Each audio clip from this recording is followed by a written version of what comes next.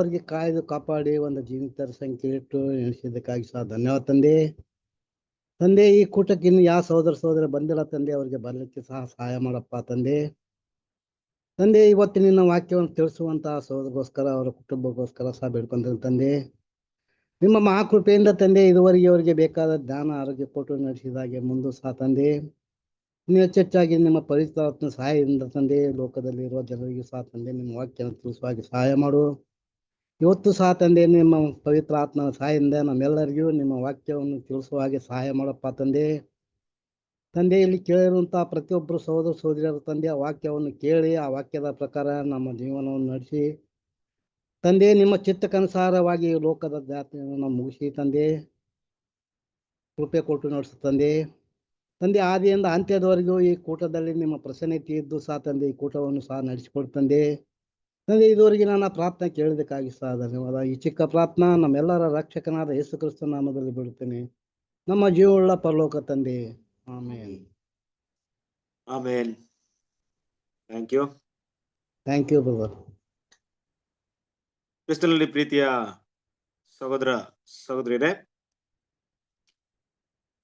ನಿಮ್ಮೆಲ್ಲರಿಗೂ ತಂದೆಯಾದ ದೇವರಿಂದಲೂ ಕರ್ತನಾದ ಯೇಸು ಕ್ರಿಸ್ತನ ಮೂಲಕ ಕೃಪೆಯು ಶಾಂತಿಯು ಉಂಟಾಗಲಿ. ದೇವರ ಮಹಾಕೃಪೆಯಿಂದ ದೇವರು ನಮ್ಮನ್ನ ಜೀವಿತರ ಸಂಖ್ಯೆಯಲ್ಲಿ ಎನಿಸಿ ಈ ವರ್ಷದ ಅಂತ್ಯ ಭಾಗದಲ್ಲಿ ನಾವು ಬಂದು ತಲುಪುವಂತೆ ದೇವರು ಕೃಪೆ ಕೊಟ್ಟಿದ್ದಾರೆ. ಅದು ಮಾತ್ರವಲ್ಲದೆ ಈ ವರ್ಷ ಪೂರ್ತಿ ದೇವರು ನಮ್ಗೆ ಬೇಕಾದಂತ ಸತ್ಯವನ್ನ ಮತ್ತೆ ಆತ್ಮಿಕ ಕೃಪಾವರಗಳನ್ನ ಕೊಡೋದ್ರಲ್ಲಿ ಯಾವುದೇ ಕೊರತೆ ಇಲ್ಲದೆ ನಮ್ಮನ್ನ ಕಾಪಾಡಿದರೆ. ಹಾಗಾಗಿ ದೇವ್ರ ಮಕ್ಕಳು ನಾವು ದೇವರಿಗೆ ಕೃತಜ್ಞರೇ ಆಗಿರೋಣ. ವಿಶೇಷವಾಗಿ ಇವತ್ತಿನ ದಿನದಲ್ಲಿ ನಾವು ನೋಡುವಂತ ಒಂದು ಪಾಠ ರೋಮಪುರದವರಿಗೆ ಬರೆದಂತ ಪತ್ರಿಕೆ. ಪ್ರೀತಿಯ ಸಹೋದರರೇ, ಇವತ್ತು ಕೂಡ ನಮ್ಮ ಮಧ್ಯದಲ್ಲಿ ಕೆಲವರು ನಮ್ಮ ಪ್ರೀತಿಯ ಸಹೋದರರು ಹೊಸಬ್ರು ಬಂದಿದ್ದಾರೆ. ಅವರನ್ನು ಕೂಡ ಈ ಒಂದು ಕೂಟಕ್ಕೆ ನಾವು ಸ್ವಾಗತ ಮಾಡ್ತಾ ಇದೀವಿ. ನೀವು ಕೂಡ ನಿರಂತರವಾಗಿ ಕೇಳಿ ಒಂದು ಪಾಠದಲ್ಲಿ ಇರುವಂತ ಆತ್ಮಿಕವಾದಂತಹ ಸತ್ಯಗಳನ್ನ ತಿಳ್ಕೊಂಡು ಆಶೀರ್ವಾದವನ್ನು ಹೊಂದಬೇಕಾಗಿ ನಿಮ್ಮಲ್ಲಿ ನಾವು ಕೂಡ ಕೇಳ್ಕೊಳ್ತೀವಿ. ದೇವ್ರು ನಿಮ್ಮನ್ನ ಆಶೀರ್ವದಿಸಲಿ. ಹಾಗಾಗಿ ಕ್ರಿಸ್ತನಲ್ಲಿ ಪ್ರೀತಿಯ ಸಹೋದರರೇ, ನಾವು ಲಾಸ್ಟ್ ವೀಕ್ ಅಂದ್ರೆ ಇಂದಿನ ಒಂದು ವಾರ ನೋಡಕ್ಕೆ ಆಗದೆ ಇರುವಂತಹ ಸನ್ನಿವೇಶದಿಂದ ರೋಮಪುರದವರಿಗೆ ಬರೆದಂತ ಪತ್ರಿಕೆನ ನೋಡಕ್ಕಾಗ್ಲಿಲ್ಲ. ಇವತ್ತಿನ ಒಂದು ಪಾಠದಲ್ಲಿ ನಾವು ಯಾವ ಭಾಗವನ್ನು ನೋಡ್ಬೇಕಾಗಿದೆ ಅಂತ ನೆನಪಿದೆಯಾ ನಿಮ್ಗೆ? ಭಾಗ 4.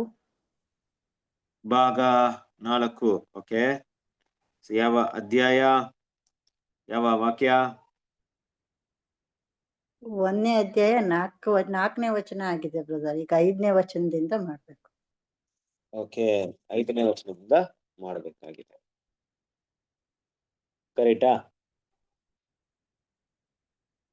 ಓಕೆ, ಸೊ ಹಾಗಾಗಿ ನಾವು ರೋಮಪುರದ ಬರೆದಂತ ಪತ್ರಿಕೆಯನ್ನು ಆದಷ್ಟು ವಿಷಯವನ್ನ ತುಂಬಾ ಬೇಗನೆ ನಾವು ಸ್ಟಡಿ ಮಾಡಕ್ಕೆ ಪ್ರಯತ್ನ ಪಡೋಣ. ಕೆಲವೊಂದು ವಿಷಯಗಳು ತುಂಬಾ ಮುಖ್ಯವಾಗಿರೋದ್ರಿಂದ ಅದ್ ಮಾತ್ರ ನಾವ್ ಏನ್ ಮಾಡೋಣ, ಸ್ವಲ್ಪ ನಿಂತು ನಿಧಾನವಾಗಿ ಅದನ್ನ ಸ್ಟಡಿ ಮಾಡಕ್ಕೆ ಪ್ರಯತ್ನ ಪಡೋಣ. ಕ್ರಿಸ್ತನಲ್ಲಿ ಪ್ರೀತಿಯ ಸಹೋದರರೇ, ನಮ್ಗೆ ಗೊತ್ತಿರುವ ಹಾಗೆ ರೋಮಪುರದವರು ಬರೆದಂತ ಪತ್ರಿಕೆ ಅಪೊಸ್ತಲ ಪಾಲ್ ರೋಮಪುರದವರಿಗೆ ಬರಿಬೇಕಾದ್ರೆ ಹಲವಾರು ವಿಷಯಗಳನ್ನ ಏನ್ ಮಾಡ್ತಾರೆ ಅಲ್ಲಿ ಬರಿತಾ ಇರ್ತಾರೆ. ಆ ಪತ್ರಿಕೆಯಲ್ಲಿ ಮುಖ್ಯವಾಗಿ ತನ್ನ ಅಪೋಸ್ತಲರ ಒಂದು ಸೇವೆ ಕುರಿತಾಗಿ ಮಾತಾಡ್ತಾರೆ ಮತ್ತು ಕರ್ತನಾದ ಯೇಸು ಕ್ರಿಸ್ತನು ದೇವರ ಮಗನು ಅನ್ನುವಂತ ಒಂದು ವಿಷಯವನ್ನ ಏನ್ ಮಾಡ್ತಾರೆ ಅಲ್ಲಿ ಮಾತಾಡ್ತಾರೆ. ಆ ಮಗನು ಅನ್ನೋದಕ್ಕೆ ಇರುವಂತ ಎವಿಡೆನ್ಸಸ್ ಎಲ್ಲ ಏನ್ ಮಾಡ್ತಾರೆ ಅಲ್ಲಿ ಮಾತಾಡ್ತಾರೆ ಅಲ್ವಾ? ಆ ಒಂದು ಆಧಾರಗಳೇನು ಅನ್ನೋಂಥ ವಿಷಯವನ್ನ ಅಲ್ಲಿ ಕೆಲವೊಂದು ಪಾಯಿಂಟ್ ಅಲ್ಲಿ ಲಾಸ್ಟ್ ಟೈಮ್ ಕೂಡ ನಾವು ನೋಡಿದ್ವಿ. ಮತ್ತೆ ತಂದೆಯ ದೇವರಿಗೆ ಅವರು ಯಾವ ರೀತಿ ಮಗನಾಗಿರುವಂತ ಭಾವನೆಯನ್ನು ಹೊಂದಿದ್ರು, ಮತ್ತೆ ದಾವಿದ ಸಂತಾನದಲ್ಲಿ ಹುಟ್ಟಿದಂತ ವಿಷಯವನ್ನ ಅಪೋಸ್ತಲರು ಕೂಡ ಹೇಗೆ ಅದನ್ನ ಸರಿಯಾಗಿ ಡಿಫೈನ್ ಮಾಡಿದ್ರು ಅಂತ ಎಲ್ಲ ವಿಷಯವನ್ನು ಕೂಡ ನಾವು ನೋಡಿದ್ವಿ. ಇವತ್ತು ಕೂಡ ಮುಂದುವರೆದಂತ ಭಾಗವನ್ನ ನಾವು ನೋಡೋಣ. ರೋಮಪುರದವರಿಗೆ 1ನೇ ಅಧ್ಯಾಯ 5ನೇ ವಾಕ್ಯವನ್ನ ನೋಡೋಣ. ರೋಮಪುರದವರಿಗೆ 1ನೇ ಅಧ್ಯಾಯ 5ನೇ ವಾಕ್ಯ. ಆತನ ಹೆಸರಿನ ಪ್ರಸಿದ್ಧಿಗಾಗಿ ಎಲ್ಲಾ ಅನ್ಯ ಜನಾಂಗಗಳಲ್ಲಿ ನಂಬಿಕೆ ಎಂಬ ವಿಧೇಯತ್ವ ಉಂಟಾಗುವುದಕ್ಕೋಸ್ಕರವೇ ನಾವು ಆತನ ಮೂಲಕವಾಗಿ ಕೃಪೆಯನ್ನು ಅಪೊಸ್ತಲತನವನ್ನು ಹೊಂದಿದ್ದೆವು. ಆತನ ಹೆಸರಿನ ಪ್ರಸಿದ್ಧಿಗಾಗಿ ಎಲ್ಲಾ ಅನ್ಯ ಜನಗಳ ನಂಬಿಕೆ ಎಂಬ ವಿಧೇಯತ್ವ ಉಂಟಾಗುವುದಕ್ಕೋಸ್ಕರ ನಾವು ಆತನ ಮೂಲಕವಾಗಿ ಕೃಪೆಯನ್ನು ಅಪೊಸ್ತಲತನವನ್ನು ಹೊಂದಿದೆವು. ಅಪೋಸ್ತಲ್ ಪಾಲ್ ಇಲ್ಲಿ ಮಾತಾಡ್ಬೇಕಾದ್ರೆ ತನ್ನ ಜವಾಬ್ದಾರಿಯನ್ನ ಅಲ್ಲಿ ತಿಳಿಸ್ಕೊಡೋರಾಗಿದ್ದಾರೆ. ಮುಖ್ಯವಾಗಿ ದೇವರಿಂದ ತಾನು ಹೊಂದಿದಂತ ಒಂದು ಕೆಲಸ ಮತ್ತು ಅದರ ವಿಶೇಷತೆ ಏನ್ ಮಾಡ್ತಾ ಇದ್ರಿ ಇಲ್ಲಿ ತಿಳಿಸ್ತಾ ಇದ್ದಾರೆ. ಕ್ರಿಸ್ತನಲ್ಲಿ ಪ್ರೀತಿಯ ಸಹೋದರರೇ, ಈ ವಾಕ್ಯ ಹಲವಾರು ಸತ್ಯಗಳನ್ನ ತಿಳಿಸಿದ್ರು ಕೂಡ ಒಂದು ವಿಷಯವನ್ನ ತುಂಬಾ ಡೀಪ್ ಆಗಿ ತಿಳಿಸ್ಕೊಡ್ತಿದೆ. ಅದೇನಪ್ಪಾ ಅಂದ್ರೆ, ಅಪೋಸ್ತಲ್ ಪಾಲ್ ತಾನು ಹೊಂದಿದ ಸೇವೆಯಲ್ಲಿ ದೇವರು ಕೊಟ್ಟಂತ ಕರೆಯಲ್ಲಿ ಇರುವಂತಹ ದೃಢತೆಯನ್ನ ತೋರಿಸ್ಕೊಡ್ತಿದೆ. ದೃಢತೆ ಅಂದ್ರೆ ತಾನು ಯಾತಕ್ಕೋಸ್ಕರ ಕರೆಯಲ್ಪಟ್ಟಿದ್ದೀನಿ ಅನ್ನುವಂತ ಒಂದು ವಿಷಯ ಅಪೋಸ್ತಲ್ ಪಾಲ್ ಅವರಿಗೆ ಸ್ಪಷ್ಟವಾಗಿ ಗೊತ್ತಿತ್ತು ಅನ್ನೋ ವಿಷಯವನ್ನ ಇಲ್ಲಿ ನಾವು ನೋಡ್ತೀವಿ. ಹೌದು ಕ್ರಿಸ್ತನಲ್ಲಿ ಪ್ರೀತಿಯ ಸಹೋದರರೇ, ಅನೇಕ ಬಾರಿ ದೇವರ ಮಕ್ಕಳು ನಾವು ಕರೆಯಲ್ಪಟ್ಟಿದ್ರು ಕೂಡ ನಮ್ಮ ಕೆಲಸವೇನೋ, ನಾವು ಯಾವ ಒಂದು ಕಾರ್ಯಕ್ಕೋಸ್ಕರ ಕರೆಯಲ್ಪಟ್ಟಿದ್ವಿ ಅನ್ನೋ ವಿಷಯ ನಮ್ಗೆ ಗೊತ್ತಿರಲ್ಲ. ನಮ್ಮ ಉದ್ದೇಶವನ್ನು ಮತ್ತೆ ಭೂಮಿಯಲ್ಲಿ ದೇವರ ಮಕ್ಕಳು ನಾವು ಮಾಡಿ ಮುಗಿಸಬೇಕಾದಂತ ಕಾರ್ಯಗಳೇನು ಅನ್ನುವಂಥ ವಿಷಯ ತುಂಬಾ ಜನರಿಗೆ, ತುಂಬಾ ದೇವರ ಮಕ್ಕಳಿಗೆ ಗೊತ್ತಿರಲ್ಲ. ಅಂದ್ರೆ ಅದ್ರ ಬಗ್ಗೆ ಅಷ್ಟು ಪ್ರಾಮುಖ್ಯತೆನ ಕೊಟ್ಟಿರಲ್ಲ. ಬಟ್ ಅಪೊಸ್ತಲ ಪಾಲ್ ಅಂತ ಒಂದು ವಿಷಯವನ್ನ ನೀವು ನೋಡಿದಾಗ ಅಲ್ವಾ, ಆ ಒಂದು ಮಾತು ಹೇಗಿದೆ ಅಂದ್ರೆ ತನ್ನ ನಿರ್ದಿಷ್ಟವಾದಂತ ಕೆಲಸವನ್ನ ಅಲ್ಲಿ ತೋರಿಸ್ಕೊಡ್ತಾ ಇತ್ತು. ಆದ್ರೆ ಅದಕ್ಕಿಂತ ಮುಂಚೆ ಒಂದು ವಿಷಯವನ್ನ ಹೇಳ್ತಾರೆ ನೋಡಿ. ನೀವು ಇದನ್ನ KJV ವರ್ಷನ್ ಓದಿದಾಗ, KJV ವರ್ಷನ್ ಓದಿ ರೋಮಪುರದಲ್ಲಿ 1ನೇ ಅಧ್ಯಾಯ 5ನೇ ವಾಕ್ಯ.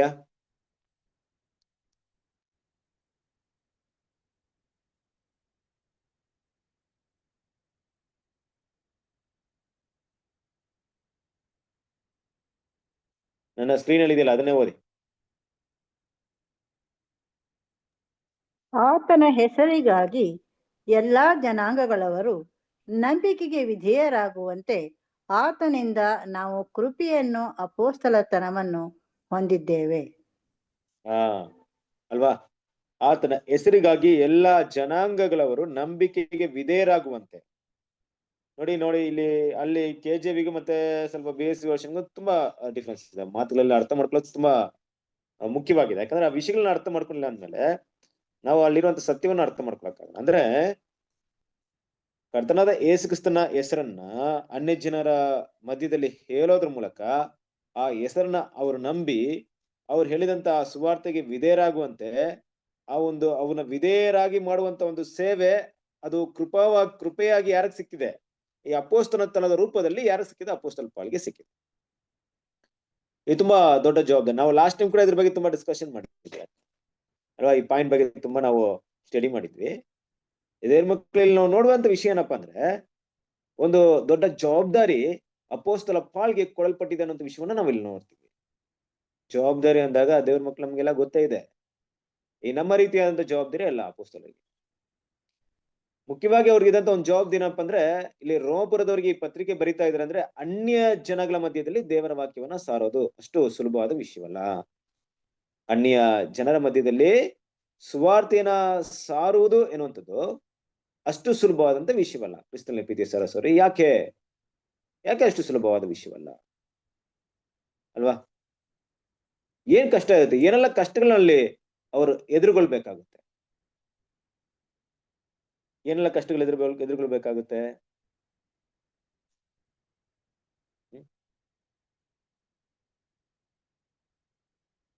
ಏನೆಲ್ಲ ಕಷ್ಟಗಳು ಬರುತ್ತೆ, ಏನೆಲ್ಲ ಕಷ್ಟಗಳು ಬರಕ್ಕೆ ಚಾನ್ಸಸ್ ಇರುತ್ತೆ ಒಬ್ಬ ಅನ್ಯ ಜನರ ಮಧ್ಯದಲ್ಲಿ? ಸ್ವಂತ ಜನಗಳಿಂದ, ಲೋಕದ ಜನಗಳಿಂದ ನಮ್ಮ ಶರೀರ ಮೂಲಕವಾಗಿ ನಮ್ಗೆ ಹೋರಾಟ ಬರುತ್ತೆ, ಹಳೆ ಸ್ವಭಾವ. ಓಕೆ,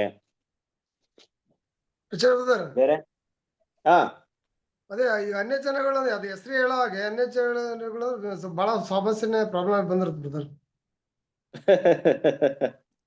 ಓಕೆ, ನಾವೇ ಅಲ್ವಾ ಅನ್ಯ ಜನಾಂಗದವರು ಒಂದ್ ರೀತಿಲಿ. ಕರೆಕ್ಟ್. ಅಲ್ಲಿ ಏನಪ್ಪಾ ಅಂದ್ರೆ ಕರೆಕ್ಟ್, ನೀವೆಲ್ಲ ಎಲ್ಲ ಪಾಯಿಂಟ್ ನಿಜ. ಬಟ್ ಏನಪ್ಪಾ ಅಂದ್ರೆ ಅನ್ಯ ಜನಾಂಗದವರಿಗೆ ಸತ್ಯವನ್ನ ಹೇಳೋದು ಅಲ್ಲ, ಸತ್ಯವನ್ನ ಅರ್ಥ ಮಾಡಿಸೋದು ಇನ್ನೊಂದು ವಿಷಯ. ಸತ್ಯ ಹೇಳೋದು ಬೇರೆ. ನೋಡಿ, ಇವತ್ತು ಸತ್ಯ ಎಲ್ಲ ಕಡೆ ಸುವಾರ್ತೆ ಸರಲ್ಪಡ್ತಿದೆ ಅಲ್ವಾ, ಆದ್ರೆ ಸತ್ಯನ ಅರ್ಥ ಮಾಡಿಸಲು ಟಫ್ ಇದೆ. ಬಟ್ ನೋಡಿ ನಾವ್ ಇವತ್ತು ಸುವಾರ್ತೆನ ಯಾವ ರೀತಿ ಹೇಳ್ತಾ ಇದೀವಿ ಅಂದ್ರೆ, ಸಾಮಾನ್ಯವಾಗಿ ಒಂದು ಅನ್ಯ ಜನಾಂಗದಲ್ಲಿ ಅನ್ಯ ಧರ್ಮದವರಿಗೆ ಹೋಗಿ ಈ ವಿಷಯವನ್ನ ಹೇಳಿ ಅರ್ಥ ಮಾಡ್ಕೊಳ್ಳೋದು ತುಂಬಾ ಕಷ್ಟ ಇದೆ. ಆದ್ರೆ ಒಬ್ಬ ಕ್ರೈಸ್ತರಿಗೆ ಈ ಸತ್ಯವನ್ನ ಹೇಳಿದಾಗ ಏನಾಗುತ್ತೆ? ಅವ್ರ ಕ್ರೈಸ್ತರ ಮಧ್ಯದಲ್ಲಿರುವಂತ ತಪ್ಪುಗಳೇನಂತ ಕ್ಲಿಯರ್ ಆಗಿ ಗೊತ್ತಾಗುತ್ತೆ. ಕರೆಕ್ಟ್ ಅಲ್ವಾ? ಇವತ್ತು ನೋಡಿ ನಮ್ಮ ಬಹಳಷ್ಟು ಸೇವೆ ಕ್ರೈಸ್ತರ ಮಧ್ಯದಲ್ಲಿದೆ. ಅಂದ್ರೆ ಅಲ್ಲಿರುವಂತ ಕೆಲವೊಂದು ತಪ್ಪುಗಳನ್ನ ಏನ್ ಮಾಡ್ತಿದೀವಿ, ಸತ್ಯವನ್ನ ತಿಳಿಸೋ ಮೂಲಕ ಅಲ್ಲಿರುವಂತ ವಿಷಯಗಳನ್ನ ಬದಲಾವಣೆ ಮಾಡ್ಕೊಳಕ್ಕೆ, ಅವ್ರು ಅದನ್ನ ಬಿಟ್ಟು ಬರೋದಕ್ಕೆ ದೇವ್ರ ಸತ್ಯವನ್ನ ನಾವು ಹೇಳ್ತಾ ಇದ್ವಿ. ಬಟ್ ಅಪೋಸ್ತಲ ಕಾಲ ತಗೊಂಡಾಗ ಅವ್ರು ಮಾತಾಡುವಂತ ಒಂದು ವಿಷಯ ಹೇಗಿತ್ತು ಅಂದ್ರೆ, ಅನ್ಯ ಜನಾಂಗದವ್ರಿಗೆ ಏನು ಗೊತ್ತಿರಲಿಲ್ಲ ಯೇಸು ಕ್ರಿಸ್ತನ ಬಗ್ಗೆ, ಇನ್ನು ಫ್ರೆಶ್. ಇವತ್ತು ಒಂದ್ ವೇಳೆ ಬೇಕಾದ್ರೆ ನಾವು ಅನ್ಯ ಜನಾಂಗದವರಿಗೆ ಸುವಾರ್ತೆ ಸಲ್ಬಿಟ್ಟು ಒಂದು ಬೈಬಲ್ ನ ಕೈಯಲ್ಲಿ ಕೊಟ್ಟು ಬಂದ್ಬಿಡ್ಬೋದು, ಬೇಕಾದ್ರೆ ಓದ್ ತಿಳ್ಕೊಳ್ಳಿ ಅಂದ್ಬಿಟ್ಟು. ಬಟ್ ಅವತ್ತೇನಿತ್ತು ಯೋಚನೆ ಮಾಡ್ರಿ, ಅವ್ರಿಗೆ ಅರ್ಥ ಮಾಡ್ಸೋದಂದ್ರೆ ಎಷ್ಟು ಕಷ್ಟ ಆಯ್ತು. ಅವ್ರಿಗೆ ಕೆಲವೊಂದು ವಿಷಯನ ಅವ್ರಿಗೆ ತಿಳಿಯಪಡಿಸ್ಬೇಕಂದ್ರೆ ಎಷ್ಟು ಕಷ್ಟ ಆಯ್ತು ಕ್ರಿಸ್ತನಲ್ಲಿ ಪ್ರೀತಿಯ ಸಹೋದರರೇ. ಹಾಗಾಗಿ ಈ ಒಂದು ದೊಡ್ಡ ಜವಾಬ್ದಾರಿನ ದೇವರು 12 ಜನರಿಗೆ ಕೊಡದೆ, 12 ಜನರಲ್ಲಿ ಬೇರೆ ಯಾರಿಗೂ ಕೊಡದೆ ಅಪೊಸ್ತಲರಿಗೆ ಏನ್ ಮಾಡಿದ, ಪಾಲ್ಗೆ ಏನ್ ಮಾಡಿದ್ದಾರೆ, ಈ ಒಂದು ಕೆಲಸವನ್ನು ಕೊಟ್ಟಿದ್ದಾರೆ. ಅಂದ್ರೆ ಅಪೊಸ್ತಲ ಪಾಲ್ ಎಷ್ಟು ಒಂದು ಜ್ಞಾನ ಉಳ್ಳವರಾಗಿ ತುಂಬಾ ಬುದ್ಧಿವಂತರಾಗಿರ್ಬೇಕು. ಅಂದ್ರೆ ಅನ್ಯ ಜನಾಂಗದವ್ರನ್ನ ಯೇಸು ಕ್ರಿಸ್ತನ ಹೆಸರನ್ನ ತಿಳಿಯಪಡಿಸಿ ಅದನ್ನ ನಂಬಿ ಅದಕ್ಕೆ ವಿಧೇಯರಾಗ್ಬೇಕು. ನೋಡಿ, ಯೇಸು ಕ್ರಿಸ್ತನ ಹೆಸರನ್ನ ನಂಬೋದು ವಿಷಯ ಬೇರೆ, ಅದಕ್ಕೆ ವಿಧೇಯರಾಗಂದ್ರೆ ಆ ಸುವಾರ್ತೆಗೆ ವಿಧೇಯರಾಗಿ. ಯಾವ ರೀತಿ ವಿಧೇಯರಾಗೋದು? ಒಬ್ಬನು ನನ್ನ ಹಿಂದೆ ಬರುವುದಕ್ಕೆ ಮನಸ್ಸಿದ್ರೆ ತನ್ನನ್ನು ತಾನೇ ಹಾಗೆ ಮಾಡಿ ನನ್ನ ಶಿಲುಬೆಯನ್ನು ಹೊತ್ತುಕೊಂಡು ನನ್ನ ಹಿಂದೆ ಬರಲಿ. ಅಂದ್ರೆ ಕ್ರಿಸ್ತನ ಸುವಾರ್ತೆಗೆ ವಿಧೇಯರಾಗಂದ್ರೆ ಇದೇ ವಿಷಯ. ಆ ರೀತಿ ಅದನ್ನ ತರಬೇಕಂದ್ರೆ ಅಷ್ಟೇನು ಕಷ್ಟ, ಅಷ್ಟೇನು ಸುಲಭವಾದಂತ ವಿಷಯ ಅಲ್ಲ ಕ್ರಿಸ್ತನ ಪ್ರೀತಿ ಸಹೋದರ. ಕಾಲದಲ್ಲಿ ಅವರಿಗೆ ಹಿಂಸೆಗಳು ಕೂಡ ಬರ್ತಾ ಇತ್ತು. ಒಂದು ವೇಳೆ ಅನ್ಯ ಜನಾಂಗದವರು ಅದನ್ನ ಅಕ್ಸೆಪ್ಟ್ ಮಾಡಿದ್ರಂತ ಇಟ್ಕೊಳ್ಳಿ. ಈಗ ಒಂದು ಅನ್ಯ ಜನಾಂಗದಲ್ಲಿ ಹೋಗಿ ಸುವಾರ್ತೆ ಸಾರ್ತಾ ಇದಾರೆ, ಅಲ್ಲಿರೋಂತ ಏನ್ ಮಾಡ್ಬಿಟ್ರು, ಅದನ್ನ ಅಕ್ಸೆಪ್ಟ್ ಮಾಡ್ಬಿಟ್ರು. ಅಕ್ಸೆಪ್ಟ್ ಮಾಡಿ ಯೇಸು ಕ್ರಿಸ್ತನಿಗೋಸ್ಕರ ತಮ್ಮನ್ನ ಅರ್ಪಣೆ ಮಾಡಿದ್ರಂತ ಇಟ್ಕೊಳ್ಳಿ.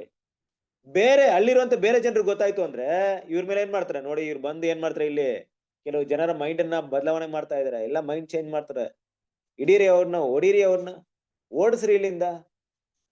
ಎಷ್ಟು ಕಷ್ಟಗಳಿತ್ತು ಕ್ರಿಸ್ತನ ಪ್ರೀತಿಯ ಸಹೋದರರೇ ಅಲ್ವಾ?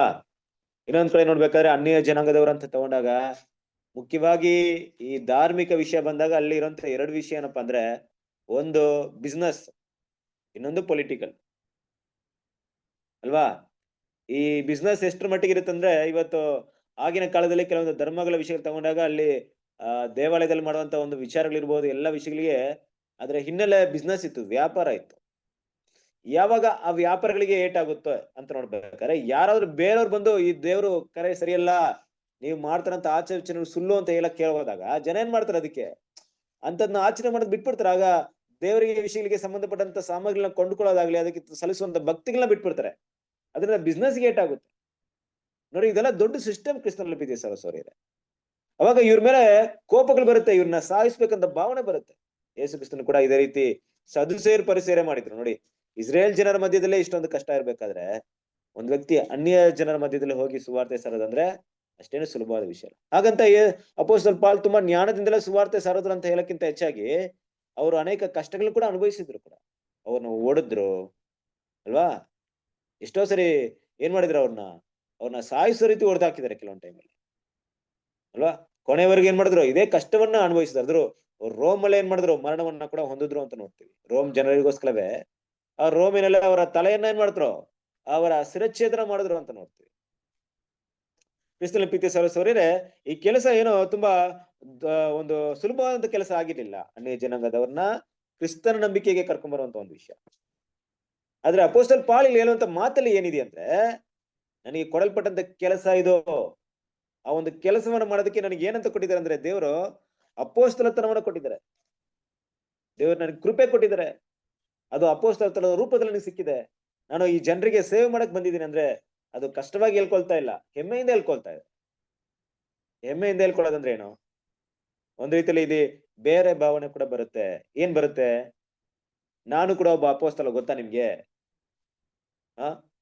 ಇಲ್ಲೂ ಕೂಡ ಅಪೊಸ್ತಲ ಅಂದ್ಬಿಟ್ಟು ನಮಗೆ ಇದಕ್ ಮುಂಚೆನೆ ನಾವು ಸ್ಟಡಿ ಮಾಡಿದ್ವಿ. ಯಾಕಂದ್ರೆ ಹೇಗೆ 12 ಜನನ ಯೂದಾಸ್ ಅಲ್ಲಿಂದ ಆ ಒಂದು ಅವಕಾಶ ಮಿಸ್ ಮಾಡ್ಕೊಂಡ್ರು, ಅದ್ ಬಿಟ್ರೆ ಉಳಿದಿರುವಂತ 11 ಜನ ಹೇಗೆ ಕರ್ತನಾದ ಯೇಸು ಕ್ರಿಸ್ತನ ಮೂಲಕ ಕಳಿಸಲ್ಪಟ್ರು, ಹಾಗೆ ಅಪೊಸ್ತಲ ಪಾಲ್ ಕೂಡ ನಂತರದ ದಿನಗಳಲ್ಲಿ ಯೇಸು ಕ್ರಿಸ್ತನ ಮೂಲಕವೇ ಕಳಿಸಲ್ಪಟ್ರು. ಅವ್ರು ಕೂಡ ಅಪೊಸ್ತಲ ಅಂತ ಗೊತ್ತು ನಮಗ್ ಗೊತ್ತು. ಬಟ್ ಇದು ಜನ ನಂಬೇಕಲ್ಲ ಅವ್ರು ಹೇಳದ್ನ. ನಾನು ಅಪೊಸ್ತಲ ಅಂದ್ರೆ, ನೀನ್ ಯಾವಾಗಪ್ಪ ಕಳಿಸಲ್ಪಟ್ಟೆ? ನೀನ್ ಯೇಸು ಕ್ರಿಸ್ತನ ನೋಡ್ಲೇ ಇಲ್ಲ. ನೀನ್ ಈಗ ತಾನೇ ಬಂದಿದ್ಯಾ? ನೀನ್ ಈಗ ತಾನೇ ಸತ್ತಿಗೆ ಬಂದಿದ್ಯಾ? ಯೇಸು ಕ್ರಿಸ್ತ ಪರಲೋಕಕ್ಕೆ ಹೊರಟೋದ್ಮೇಲೆ ಬಂದಿದ್ಯಾ? ಅವ್ರು ನಮ್ಮನ್ನ ಕಳ್ಸಿದ್ರು, ನಿನ್ನೆಲ್ಲಿ ಕಳ್ಸಿದ್ರು? ಜನರು ಅಂಗೀಕರಿಸೋದು ತುಂಬಾ ಕಷ್ಟ ಆಗ್ತಿತ್ತು. ಆದ್ರೆ ಅವರ ಮಾತು ಮತ್ತೆ ಅವರಿಂದ ನಾವು ಮಾಡಲ್ಪಟ್ಟಂತ ಅನೇಕ ಕಾರ್ಯಗಳು, ಅವರ ಸತ್ಯದ ಉಪದೇಶಗಳು ಏನಾಯ್ತು ಅಂದ್ರೆ ಇವರು ಕೂಡ ಅಪೋಸ್ತಲರು ಅಂತ ರೆಕಗ್ನೈಸ್ ಮಾಡುವಂತ ಒಂದು ವಿಷಯ ಜನರ ಮಧ್ಯೆ. ಹಾಗಂತ ಅಪೋಸ್ತಲ ಪಾಲ್ ಏನ್ ಮಾಡ್ತಲ್ಲ, ಇದನ್ನ ಹೆಮ್ಮೆಯಾಗಿ ಹೇಳ್ಕೊಳ್ತಿಲ್ಲ. ಹೆಮ್ಮೆಯಾಗಿ ಹೇಳ್ಕೊಳ್ಳೋದಕ್ಕೆ ತುಂಬಾ ಕಾರ್ಯ ಉಂಟು ಅವರಿಗೆ. ಹೆಮ್ಮೆಯಾಗಿ ಹೇಳ್ಕೊಳ್ಳೋದಕ್ಕೆ ಅನೇಕ ಕಾರ್ಯಗಳು ಉಂಟು ಅವರಿಗೆ. ಏನ್ ಕಾರ್ಯಗಳುಂಟು? ಬೇರೆ ಅಪೋಸ್ತಲನ ಕಂಪೇರ್ ಮಾಡಿ ನೋಡಿದಾಗ ಅಪೋಸ್ತಲ ಪಾಲ್ಗೆ ಅವರೆಲ್ಲರಿಗಿಂತ ತಾನು ಶ್ರೇಷ್ಠನು ಅಂತ ಹೇಳೋದಕ್ಕೆ ತುಂಬಾ ವಿಷಯಗಳು ಉಂಟು ಇಲ್ಲಿ. ಆದ್ರೆ ಆ ರೀತಿ ಅವ್ರು ನಡ್ಕೊಳ್ತಾ ಇದ್ರಾ? ಆ ರೀತಿ ಅವ್ರು ಹೇಳ್ತಾ ಇದ್ರಾ? ಕ್ರಿಸ್ತನಲ್ಲಿ ಪ್ರೀತಿಯ ಸಹೋದರರೇ, ಅನೇಕ ಬಾರಿ ನಾವು ಅರ್ಥ ಮಾಡ್ಕೊಳ್ಬೇಕಂತ ವಿಷಯ ಏನಪ್ಪಾ ಅಂದ್ರೆ, ದೇವ್ರು ನಮ್ಗೆ ಏನ್ ಕೊಟ್ಟಿದಾರೋ ಆ ಒಂದು ಕೆಲಸವನ್ನ ನಾವು ಹೇಳ್ಕೊಳ್ಳೋದ್ರಲ್ಲಿ ತಪ್ಪಲ್ಲ, ನನಗೆ ಕೊಟ್ಟಿರೋ ಜವಾಬ್ದಾರಿ ಬಗ್ಗೆ. ಆದ್ರೆ ದೇವ್ರು ಕೊಟ್ಟಿರೋ ಜವಾಬ್ದಾರಿಗಿಂತ ಹೆಚ್ಚಾಗಿ ನಾವು ಹೇಳ್ಕೊಳ್ಳೋದು ತಪ್ಪಾಗ್ಬಿಡುತ್ತೆ. ವಾಕ್ಯವನ್ನು ಹೋದ್ರ ರೋಮಪುರದವರಿಗೆ 2ನೇ ಅಧ್ಯಾಯ 3ನೇ ವಾಕ್ಯ.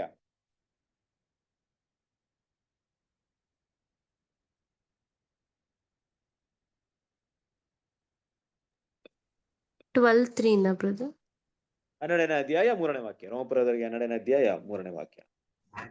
ನಿಮ್ಮೊಳಗೆ ಪ್ರತಿಯೊಬ್ಬನು ತನ್ನ ಯೋಗ್ಯತೆಗೆ ಮೀರಿ ಭಾವಿಸಿಕೊಳ್ಳದೆ, ದೇವರು ಪ್ರತಿಯೊಬ್ಬನಿಗೆ ಅವನವನ ವಿಶ್ವಾಸದ ಪ್ರಮಾಣಕ್ಕನುಸಾರವಾಗಿ ಕೊಟ್ಟಂತೆ ತನ್ನನ್ನು ಮಿತವಾಗಿ ತಿಳಿದುಕೊಳ್ಳಬೇಕೆಂದು ನನಗೆ ಕೊಡಲ್ಪಟ್ಟ ಕೃಪೆಗನುಸಾರವಾಗಿ ನಾನು ಹೇಳುತ್ತೇನೆ.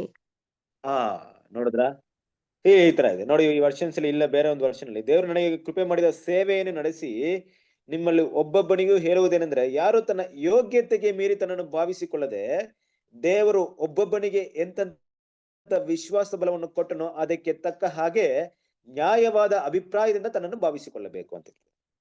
ಸೊ ಈ ಮಾತಿನ ಒಂದು ವಿಷಯವೇನೋ ನೋಡಿ, ದೇವ್ರು ನಮ್ಗೆ ಒಂದು ಸೇವೆಯನ್ನ ಕೊಟ್ಟಿದ್ದಾರೆ. ಆ ಸೇವೆಗೆ ಲಿಮಿಟ್ ಇಲ್ಲ. ಆದ್ರೆ ಆ ಸೇವೆ ಬಗ್ಗೆ ನಾನು ಹೇಳ್ಕೊಳ್ಳುವಂತ ವಿಷಯ ಇದೆ ನೋಡಿ, ಅದು ಹೆಮ್ಮೆಯಾಗಿ ಮಾರ್ಪಡ್ಬಾರ್ದು. ನೋಡ್ರಿ, ಫಾರ್ ಎಕ್ಸಾಂಪಲ್ ಇವತ್ತು ಸುವಾರ್ತೆಗೋಸ್ಕರ ನಾನು ಸೇವೆ ಮಾಡ್ತಾ ಇದ್ದೀನಿ ಅಂತ ಇಟ್ಕೊಳ್ಳಿ, ಒಂದು ಎಕ್ಸಾಂಪಲ್. ಇಲ್ಲ, ನೀವ್ ಯಾರಾದ್ರೂ ಸೇವೆ ಮಾಡ್ತಾ ಇದ್ದೀನಿ ಅಂತ ಇಟ್ಕೊಳ್ಳಿ. ನಿಮ್ಮ ಜೊತೆಗೆ ಸೇವೆ ಮಾಡುವಂತ ಕೆಲವರು ಜನರು ನೋಡಿದಾಗ ಅವ್ರಿಗಿಂತ ಹೆಚ್ಚಾದ ಸೇವೆ ನೀವು ಮಾಡಿರ್ಬೋದು, ಹೆಚ್ಚಾದ ಪರಿಶ್ರಮ ಪಟ್ಟಿರ್ಬೋದು. ಆ ಪರಿಶ್ರಮದ ಫಲ ದೇವ್ರು ಕೊಡ್ತಾರೆ. ಆದ್ರೆ ನಾವು ಎಲ್ರ ಮುಂದೆ ನಾನು ತುಂಬಾ ಶ್ರೇಷ್ಠವನ್ನ ಮಾಡಿದ್ದೇನೆ, ನನ್ನ ಸೇವೆ ತುಂಬಾ ದೊಡ್ಡದಂತ ಹೇಳ್ಕೊಡ, ಆ ರೀತಿ ಭಾವಿಸೋದು ತಪ್ಪಾಗ್ಬಿಡುತ್ತೆ. ನಮ್ಗೇನೋ ಒಂದು ದೇವರು ಮಿತಿ ಕೊಟ್ಟಿದಾರೋ, ನಾವ್ ಯಾವಾಗಲೂ ದೇವ್ರ ಮಕ್ಳಿಗೋಸ್ಕರ ಸೇವೆ ಮಾಡುವಂತ ವಿಷಯದಲ್ಲಿ ಅಲ್ಲಿ ಹೆಮ್ಮೆ ಪಡುವಂತ ಒಂದು ವಿಷಯ ಆಗ್ಲಿ, ಹೆಚ್ಚಳ ಪಡುವಂತ ವಿಷಯ ಆಗ್ಲಿ ಏನೂ ಇಲ್ಲ. ಒಂದ್ ವೇಳೆ ನಾನು ಎಲ್ಲರಿಗಿಂತ ತುಂಬಾ ಹೆಚ್ಚಾಗಿ ಪ್ರಯಾಸ ಪಟ್ಟಿದ್ರು ಕೂಡ ಅದರಲ್ಲಿ ಹೆಗ್ಗಳಿಕೆ ಅನ್ನೋದು ಏನೂ ಇಲ್ಲ. ಅದು ದೇವರ, ಅದಕ್ಕೆ ಒಂದು ಮಾತು ಹೇಳ್ಬಿಟ್ಟಿದ್ದಾರೆ ಅಪೋಸ್ತಲ ಪಾಲ್. ಏನಪ್ಪಾ ಅಂದ್ರೆ, ಈ ಅಪೋಸ್ತಲತನ ನನಗೆ ಸಿಕ್ಕಿರೋದು ಹೇಗಪ್ಪ ಅಂದ್ರೆ ದೇವರ ಕೃಪೆ.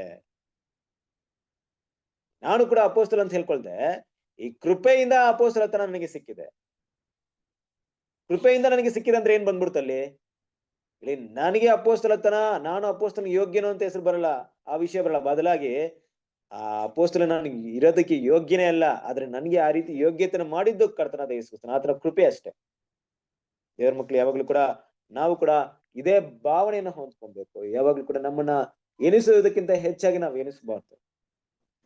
ನಮ್ಮ ಪ್ರಯಾಸಗಳು, ನಮ್ಮ ಕಷ್ಟಗಳು, ನಾವು ದೇವರಿಗೋಸ್ಕರ ಮಾಡಿದಂತ ತ್ಯಾಗಗಳನ್ನ ತಗೊಂಡಾಗ, ನಾವು ಎಂತ ತ್ಯಾಗಗಳನ್ನ ಮಾಡ್ತೀವೋ ಆ ತ್ಯಾಗಗಳನ್ನ ಮನಸ್ಸಿಗೆ ತಗೊಂಡಾಗ ದೇವರ ಮಕ್ಳು ಏನ್ ಮಾಡ್ಬೇಕು, ಯಾವಾಗ್ಲೂ ಒಂದು ವಿಷಯನ ಮನಸ್ಸಲ್ಲಿ ಇಟ್ಕೊಬೇಕು, ನಾವು ಅಪ್ರಯೋಜನಕರವಾದಂತಹ ಸೇವಕರು. ಈಗ ಅಪೋಸ್ತಲ ಪಾಲ್ ಅವರೇ ಆತರ ಎನಿಸ್ಬೇಕಾದ್ರೆ ನಮ್ಮ ಭಾವನೆ ಹೇಗಿರ್ಬೇಕು? ಕ್ರಿಸ್ತನಲ್ಲಿ ಪ್ರೀತಿ ಸರಸೋರಿದೆ, ನಮ್ಮ ಮನಸ್ಸು ಹೇಗಿರ್ಬೇಕು? ದೇವರ ಮಕ್ಕಳಿಗೋಸ್ಕರ ನಾವು ಮಾಡುವಂತಹ ಸೇವೆಗಳನ್ನ ತಗೊಂಡಾಗ ನೋಡಿ, ಈಗ ನಾನು ಯಾವುದೇ ಸೇವೆ ಮಾಡದೇ ಇದ್ದಿರ್ಬೋದು, ಒಂದಿನ ನಾನು ಸೇವೆ ಮಾಡ್ತೀನಿ ಅಂತ ಇಟ್ಕೊಳ್ಳಿ. ಆ ಸೇವೆನ ನಾನು ಯಾವ ರೀತಿ ಮಾಡಿರ್ತೀನಿ ಅಂದ್ರೆ ಯೇಸು ಕ್ರಿಸ್ತನ ಕೃಪೆ ಮೂಲಕ ಮಾಡಿರ್ತೀನಿ. ಅದರಲ್ಲಿ ಹೆಚ್ಚಳ ಪಡೋದಕ್ಕೆ ನನಗೆ ಏನೂ ಇಲ್ಲ. ಕರೆಕ್ಟ್ ಅಲ್ವಾ? ಆದ್ರೆ ಕೆಲವೊಂದು ಸನ್ನಿವೇಶ ನಮ್ಗೆ ಯಾವ ರೀತಿ ಬಂದ್ಬಿಡುತ್ತೆ, ಅವಾಗ ನಾವ್ ಯಾರನ್ನ ನೆನ್ಸ್ಕೊಳ್ಳೋಣ ಅಂದ್ರೆ ಅಪೋಸ್ತಲ ಪಾಲನ ನೆನ್ಸ್ಕೊಳ್ರಿ. ಅವ್ರು ಮಾಡಿದ ಸೇವೆಗಿಂತ ಹೆಚ್ಚಾದ ಸೇವೆ ನಾವೇನಾದ್ರು ಮಾಡ್ಬಿಡ್ತೀವ ಅಲ್ವಾ? ಅವ್ರು ಮಾಡಿದಂತ ಸೇವೆಗಿಂತ ಹೆಚ್ಚಾದ ಸೇವೆ ನಾವು ಮಾಡ್ಬಿಡ್ತೀವ? ಅಪೋಸ್ತಲ ಪಾಲ್ಗೆ ಕಂಪೇರ್ ಮಾಡಿದಾಗ ನಾವು ಅವರ ಒಂದು ಜೀವನದಲ್ಲಿ ಕ್ರಿಸ್ತನಿಗೋಸ್ಕರನೋ ಸಭೆಗೋಸ್ಕರನೋ ಅವರ ಒಂದು ಪರಿಶ್ರಮದ ಬಗ್ಗೆ ನಾವು ಮಾತಾಡ್ತೀವಿ, ಸ್ಟಡಿ ಮಾಡ್ತೀವಿ, ಎಲ್ಲಿ ಓದ್ತೀವಿ, ಅವ್ರು ತನ್ನ ಬಗ್ಗೆ ಕೆಲವೊಂದು ವಿಷಯ ಮಾತಾಡ್ತಾರೆ. ನಾನು ಎಷ್ಟೆಲ್ಲ ಪ್ರಯಾಸ ಪಟ್ಟಿದ್ದೀನಿ, ಎಷ್ಟೆಲ್ಲ ಇದ್ ಮಾಡಿದ್ದೀನಿ ಅಲ್ವಾ? ಅಂತ ಒಂದು ಮಾತಾಡ್ತೀರಿ, ಇಲ್ಲಿ ಮಾತಾಡ್ತೀರಿ ಇಲ್ಲಿ ಹೋದ್ರಿ 2 ಕೊರಿಂಥದವರಿಗೆ 11ನೇ ಅಧ್ಯಾಯ 2 ಕೊರಿಂಥದವರಿಗೆ 11ನೇ ಅಧ್ಯಾಯ 23ನೇ ವಾಕ್ಯ 23ರಿಂದ 25ರವರೆಗೆ ಓದ್ಕೊಂಡ್ಬನ್ನಿ. ಅವರು ಕ್ರಿಸ್ತನ ಸೇವಕರೋ? ಅವರಿಗಿಂತ ನಾನು ಹೆಚ್ಚಾಗಿ ಸೇವೆ ಮಾಡುವವನಾಗಿದ್ದೇನೆ. ಬುದ್ಧಿ ಸ್ವಾಧೀನವಿಲ್ಲದವನಾಗಿ ಮಾತಾಡುತ್ತೇನೆ. ಆತನ ಸೇವೆಯಲ್ಲಿ ಅವರಿಗಿಂತ ಹೆಚ್ಚಾಗಿ ಪ್ರಯಾಸಪಟ್ಟೆನು. ಹೆಚ್ಚಾಗಿ ಸೆರೆಮನೆಗಳೊಳಗೆ ಬಿದ್ದೆನು. ಮಿತಿಮೀರಿ ಪೆಟ್ಟುಗಳನ್ನು ತಿಂದೆನು. ಅನೇಕ ಸಾರಿ ಮರಣದ ಬಾಯೊಳಕ್ಕೆ ಸಿಕ್ಕಿಕೊಂಡೆನು. 5 ಸಾರಿ ಯಹೂದ್ಯರಿಂದ ನನಗೆ ಒಂದು ಕಡಿಮೆ 40 ಏಟುಗಳು ಬಿದ್ದವು. 3 ಸಾರಿ ಸರಕಾರದವರು ಚಡಿಗಳಿಂದ ನನ್ನನ್ನು ಹೊಡಿಸಿದರು. 1 ಸಾರಿ ಜನರು ನನ್ನನ್ನು ಕೊಲ್ಲುವುದಕ್ಕೆ ಕಲ್ಲೆಸೆದರು. 3 ಸಾರಿ ನಾನಿದ್ದ ಹಡಗವು ಒಡೆದು ಹೋಯಿತು. 1 ರಾತ್ರಿ 1 ಹಗಲು ಸಮುದ್ರದ ನೀರಿನಲ್ಲಿ ಕಳೆದೆನು. ಆತನ ಸೇವೆಯಲ್ಲಿ ಎಷ್ಟೋ ಪ್ರಯಾಣಗಳನ್ನು ಮಾಡಿದೆನು. ನದಿಗಳ ಅಪಾಯಗಳು, ಕಳ್ಳರ ಅಪಾಯಗಳು, ಸ್ವಂತ ಜನರಿಂದ ಅಪಾಯಗಳು, ಅನ್ಯಜನರಿಂದ ಅಪಾಯಗಳು, ಪಟ್ಟಣದಲ್ಲಿ ಅಪಾಯಗಳು, ಕಾಡಿನಲ್ಲಿ ಅಪಾಯಗಳು, ಸಮುದ್ರದಲ್ಲಿ ಅಪಾಯಗಳು, ಸುಳ್ಳು ಸಹೋದರರೊಳಗೆ ಇರುವಾಗ ಅಪಾಯಗಳು ನನಗೆ ಸಂಭವಿಸಿದವು. ಪ್ರಯಾಸ ಪರಿಶ್ರಮಗಳಿಂದ ಕೆಲಸ ನಡೆಸಿ ಅನೇಕ ಸಾರಿ ನಿದ್ರೆಗೆಟ್ಟು ಹಸಿವೆ ಬಾಯಾರಿಕೆಗಳನ್ನು ಪಟ್ಟು ಅನೇಕ ಸಾರಿ ಉಪವಾಸವಾಗಿಯೂ ಚಳಿಯಲ್ಲಿಯೂ ವಸ್ತ್ರವಿಲ್ಲದೆಯೂ ಇದ್ದು ಆತನನ್ನು ಸೇವಿಸಿದ್ದೇನೆ. ಅಲ್ಲೋರಾ ನೋಡಿ, ಕ್ರಿಸ್ತನ ಪ್ರೀತಿಯ ಸಹೋದರರು ಎಷ್ಟು ಪಾಯಿಂಟ್ ಮಾತಾಡ್ತಿದ್ರು ನೋಡ್ರಿ. ಸರಿ, ಈ ಪಾಯಿಂಟ್ ಅಲ್ಲಿ ಸುವಾರ್ತೆ ಸೇವೆಗೋಸ್ಕರ ನಿಮ್ಮ ಮನಸ್ಸಲ್ಲಿ ಅನ್ಕೊಳ್ಳಿ, ಸುವಾರ್ತೆ ಸೇವೆಗೋಸ್ಕರ ಅಪೋಸ್ತಲ್ ಪಾಲ್ ಪಟ್ಟಿ ಹಾಕಿದೆ ನೋಡ್ರಿ, ಇಷ್ಟೊಂದು ಲಿಸ್ಟು. ಈ ಲಿಸ್ಟ್ ಅಲ್ಲಿ ಯಾವ್ದಾದ್ರು ಒಂದು ನಾವು ಪಟ್ಟಿದೀವ? ಒಂದು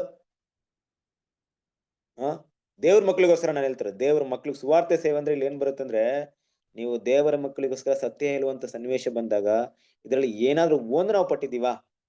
ಈಗ ನಾವು ಒಂದು ಪಟ್ರೇನು ಕೂಡ ನಾವು ಹೆಗ್ಲಿಕ್ಕೆ, ನಾವು ಹೆಮ್ಮೆಯಿಂದ ಮಾತಾಡ್ಕೊಳ್ಳಂಗಿಲ್ಲ. ಯಾಕಂದ್ರೆ ಅಪೋಸ್ತಲ್ ಪಾಲ್ ಒಂದ್ ಸೇವೆ ನೋಡ್ರಿ ಎಷ್ಟು ಮಟ್ಟಿಗೆ ಕರೆಕ್ಟ್ ಅಲ್ವಾ?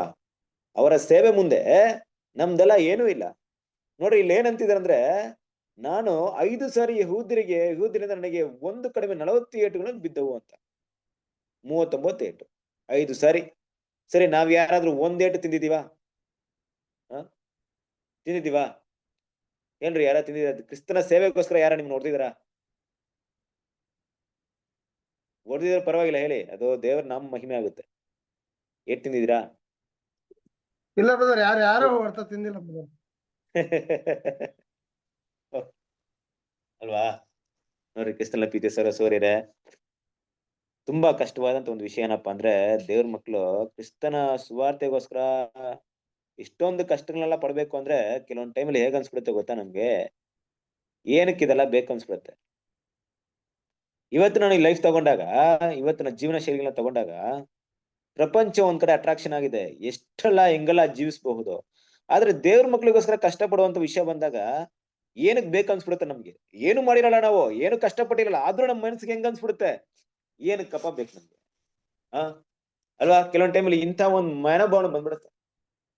ನಾನು ಚಿಕ್ಕ ವಯಸ್ಸಲ್ಲಿ ಇದ್ದಾಗ ನನಗೆ ಅವಾಗ ಗೊತ್ತಿಲ್ಲ. ಅವಾಗ ಒಂದು ಏನಪ್ಪಾ ಅಂದ್ರೆ, ಒಂದು ಆಗ್ತಾನೆ ಒಂದು 18 ವರ್ಷಗಳ ಹಿಂದಿನ ಕತೆ ಅದು. ನಾನು ಸುವಾರ್ತೆ ಸಾರಕ್ ಹೋಗ್ತಿದ್ದೆ. ಯಾರೋ ಏನ್ ಮಾಡಿದ್ರು, ನನಗೆ ಹಿಡ್ಕೊಂಡು ನನಗೆ ಹೊಡೆದ್ಬಿಟ್ರು. ಸರಿಯಾಗಿ ಹೊಡೆದ್ಬಿಟ್ರಂತ ಹೊಡೆದಿಲ್ಲ, ಹಿಡ್ಕೊಂಡು ಏನ್ ಮಾಡಿದ್ರು, ಕೈ ಮಾಡಿದ್ ಮೇಲೆ. ಅವಾಗ ನಾವು ಪಾಂಪ್ಲೆಟ್ಸ್ ಎಲ್ಲ ಕೊಡ್ತಾ ಇದ್ವಿ. ನನಗೆ ಎಷ್ಟು ಖುಷಿ ಆಗ್ಬಿಡ್ತು ಅಂದ್ರೆ, ಅಂತೂ ನಾನು ಏನ್ ಮಾಡಿದೀನಪ್ಪ, ದೇವ್ರಿಗೋಸ್ಕರ ಏಟ್ ತಗೊಂಡ್ಬಿಟ್ಟಿದ್ದೀನಲ್ಲ ಅಂದ್ಬಿಟ್ಟು ಖುಷಿಯಾಗಿ, ನನಗೆ ಅವ್ರು ಹೊಡೆದಿದ್ದ ದೊಡ್ಡ ವಿಷಯ ಅಲ್ಲ, ನಾನು ಎಲ್ರದ ಹೇಳ್ಕೊಳ್ಳೋ ದೊಡ್ಡ ವಿಷಯ ಆಗ್ಬಿಡ್ತು ನನ್ಗೆ. ಹಿಂಗ್ ಮಾಡಿದ್ರು, ಕ್ರಿಸ್ತನಿಗೋಸ್ಕರ ನಾನು ಏಟ್ ತಗೊಂಡೆ ಅಂದ್ಬಿಟ್ಟು. ಯೋಚನೆ ಮಾಡ್ರಿ, ಅವಾಗ ನಮ್ಗೆ ಅಷ್ಟೆಲ್ಲ ಜ್ಞಾನ ಇದ್ದಿಲ್ಲ. ಅವಾಗಿನ್ನ ನಾವು ಸತ್ಯಕ್ಕಿನ್ನ ಅಷ್ಟು ಬೆಳ್ದಿರ್ಲಿಲ್ಲ. ನನಗೆ ತುಂಬಾ ಸಂತೋಷ ಆಗ್ಬಿಡ್ತು, ಹೊಡೆದ್ರು ನನಗೆ ಅಂದ್ಬಿಟ್ಟು. ಅಂದ್ರೆ ಅಪೊಸ್ತಲ ಪಾಲ್ ಅವರ ಸೇವೆಗಳೆಲ್ಲ ತಗೊಂಡ್ಬಿಟ್ರೆ ನಾವು ಮಾಡುವಂತ ವಿಷಯಗಳು ಏನೂ ಇಲ್ಲ, ಎಂತದೂ ಇಲ್ಲ ಅಲ್ವಾ? ಆದ್ರೂ ನಮ್ಗೇನಪ್ಪಾ ಅಂದ್ರೆ, ಇಲ್ಲಿ ವಾಕ್ಯದ ಪ್ರಕಾರ ದೇವರು ನಮ್ಗೆ ಇಂತಹದೇ ಸೇವೆ ಮಾಡುವಂತ ಒಂದು ಅವಕಾಶವನ್ನು ಕೊಟ್ಟಿದ್ದಾರೆ ಅನ್ನೋದು ನಮ್ಮ ಮೈಂಡ್ ಅಲ್ಲಿ ತುಂಬಾ ಜನರಿಗೆ ಅದು ಬರೋದೇ ಇಲ್ಲ. ನಾನು ಕೂಡ ಸುವಾರ್ತೆನ ಸಾರುವಂತ ವಿಷಯದಲ್ಲಿ ಇದ್ದೀನಿ. ಒಂದ್ ವೇಳೆ ಸುವಾರ್ತೆ ಸಾರುವಂತ ವಿಷಯದಲ್ಲಿ ಕಷ್ಟಗಳು ಬಂದ್ರು ಅದನ್ನ ನಾನು ಕ್ರಿಸ್ತನಿಗೋಸ್ಕರ ಸಗಿಸ್ಕೊಳ್ಳಂತಿದ್ದೀನಿ ಅನ್ನುವಂತ ಭಾವನೆ ಬರಲ್ಲ. ಆ ಒಂದು ವಿಷಯಗಳಿಗೋಸ್ಕರ ಏನ್ ಮಾಡಲ್ಲ, ತಮ್ಮನ್ನ ಸ್ಯಾಕ್ರಿಫೈಸ್ ಮಾಡಲ್ಲ. ಆದ್ರೆ ಮಾಡಿದಂತ ಸಣ್ಣ ಸಣ್ಣ ವಿಷಯಗಳಿಗೋಸ್ಕರ ತಮ್ಮನ್ನ ಹೆಮ್ಮೆಯಾಗಿ ಮಾತಾಡ್ಕೊಳ್ಳೋದು ತುಂಬಾ ಜನ ಇರ್ತಾರೆ. ಅದು ಅಪೊಸ್ತಲ ಪಾಳಿಂದ ಕಲಿಬೇಕು. ಅಪೊಸ್ತಲ ತನ್ನ ಅಪೊಸ್ತಲ ಅಂತ ಹೇಳ್ಕೊಂಡಾಗ ಅದು ದೇವರ ಕೃಪೆಯಿಂದ ಅಂತ ಹೇಳ್ಕೊಳ್ತಾರೆ. ಆದ್ರೆ ಅಪೊಸ್ತಲ ಕೆಲಸ ಎಷ್ಟ್ರ ಮಟ್ಟಿಗೆ ನೋಡಿ, ಇಲ್ಲಿ ಲಿಸ್ಟ್ ಹಾಕಿದ್ರಲ್ಲ, ಈ ಪಟ್ಟಿ ಹಾಕಿದ್ರಲ್ಲ, ಈ ಪಟ್ಟಿಯಲ್ಲಿ ನಾವೇನ್ ನೋಡ್ತೀವಿ, ಇಷ್ಟೊಂದು ಇದೆ ಅಪೊಸ್ತಲ ಸೇವೆ ಅಂದ್ರೆ, ಇಷ್ಟೊಂದು ಕೆಲಸಗಳಿದೆ, ಇಷ್ಟೊಂದು ಕಷ್ಟಗಳು ಅನುಭವಿಸ್ಬೇಕಾಗಿ. ಚಳಿಯಲ್ಲಿ ಬೆಚ್ಚಿಗಿರ್ತೀವಿ ನಾವು, ಚಳಿಗಿಲಿ ಬಂದ್ಬಿಟ್ರೆ ನಮ್ಗೆ ಹೆಂಗಿರುತ್ತೆ? ಯಾರಾದ್ರೂ ನಮ್ಮನ್ನ ಕರೆದ್ಬಿಟ್ಟು, ಇವತ್ತು ನಾವು ಮನೇಲಿ ಕುತ್ಕೊಂಡಿದ್ದೀರಾ, ಕಿಟಕಿ ಬಾಗ್ಲೆಲ್ಲ ಕ್ಲೋಸ್ ಮಾಡ್ಕೊಂಡು ಚಳಿ ಬರ್ದೆ ಬೆಚ್ಚಿ ಕುತ್ಕೊಂಡು ಸಬ್ಜೆಕ್ಟ್ ಕೇಳ್ತೀವಪ್ಪ. ಓಪನ್ ಪ್ಲೇಸ್ ಅಲ್ಲಿ ಈ ಚಳಿಯಲ್ಲಿ ಕುಂಡಿಸ್ಬಿಟ್ಟು ನಿಮ್ಗೆ ಸಬ್ಜೆಕ್ಟ್ ಮಾತಾಡಿದ್ರೆ ಹೆಂಗಿರುತ್ತೆ? ಯೋಚನೆ ಮಾಡ್ರಿ. ಎಲ್ಲ ಅನುಕೂಲವಾದಂತ ವಾತಾವರಣಗಳಲ್ಲಿ ಕೂಡ ದೇವರನ್ನ ಮಹಿಮೆಪಡಿಸೋದಾಗ್ಲಿ, ದೇವರಿಗೆ ಸ್ಯಾಕ್ರಿಫೈಸ್ ಮಾಡೋದು ನಾವು ಮಾಡ್ತಾ ಇಲ್ಲ. ಬಟ್ ಅನಾನುಕೂಲವಾದಂತ ವಾತಾವರಣದಲ್ಲಿ ಕೂಡ ಏನ್ ಮಾಡಿದ್ದಾರೆ? ಅಪೊಸ್ತಲ ಪಾಳ ಸೇವೆಯನ್ನ ಮಾಡಿದ್ದಾರೆ. ಹಾಗಿರಿಂದ ದೇವರ ಮಕ್ಕಳು ನಾವು ಎಂತವರಾಗಿದ್ದೀವೋ ಅಂತ ಒಂದು ವಿಷಯವನ್ನ, ದೇವರ ಕೃಪೆಯಿಂದ ಆಗಿದೀವೋ ಅಂತ ವಿಷಯವನ್ನ,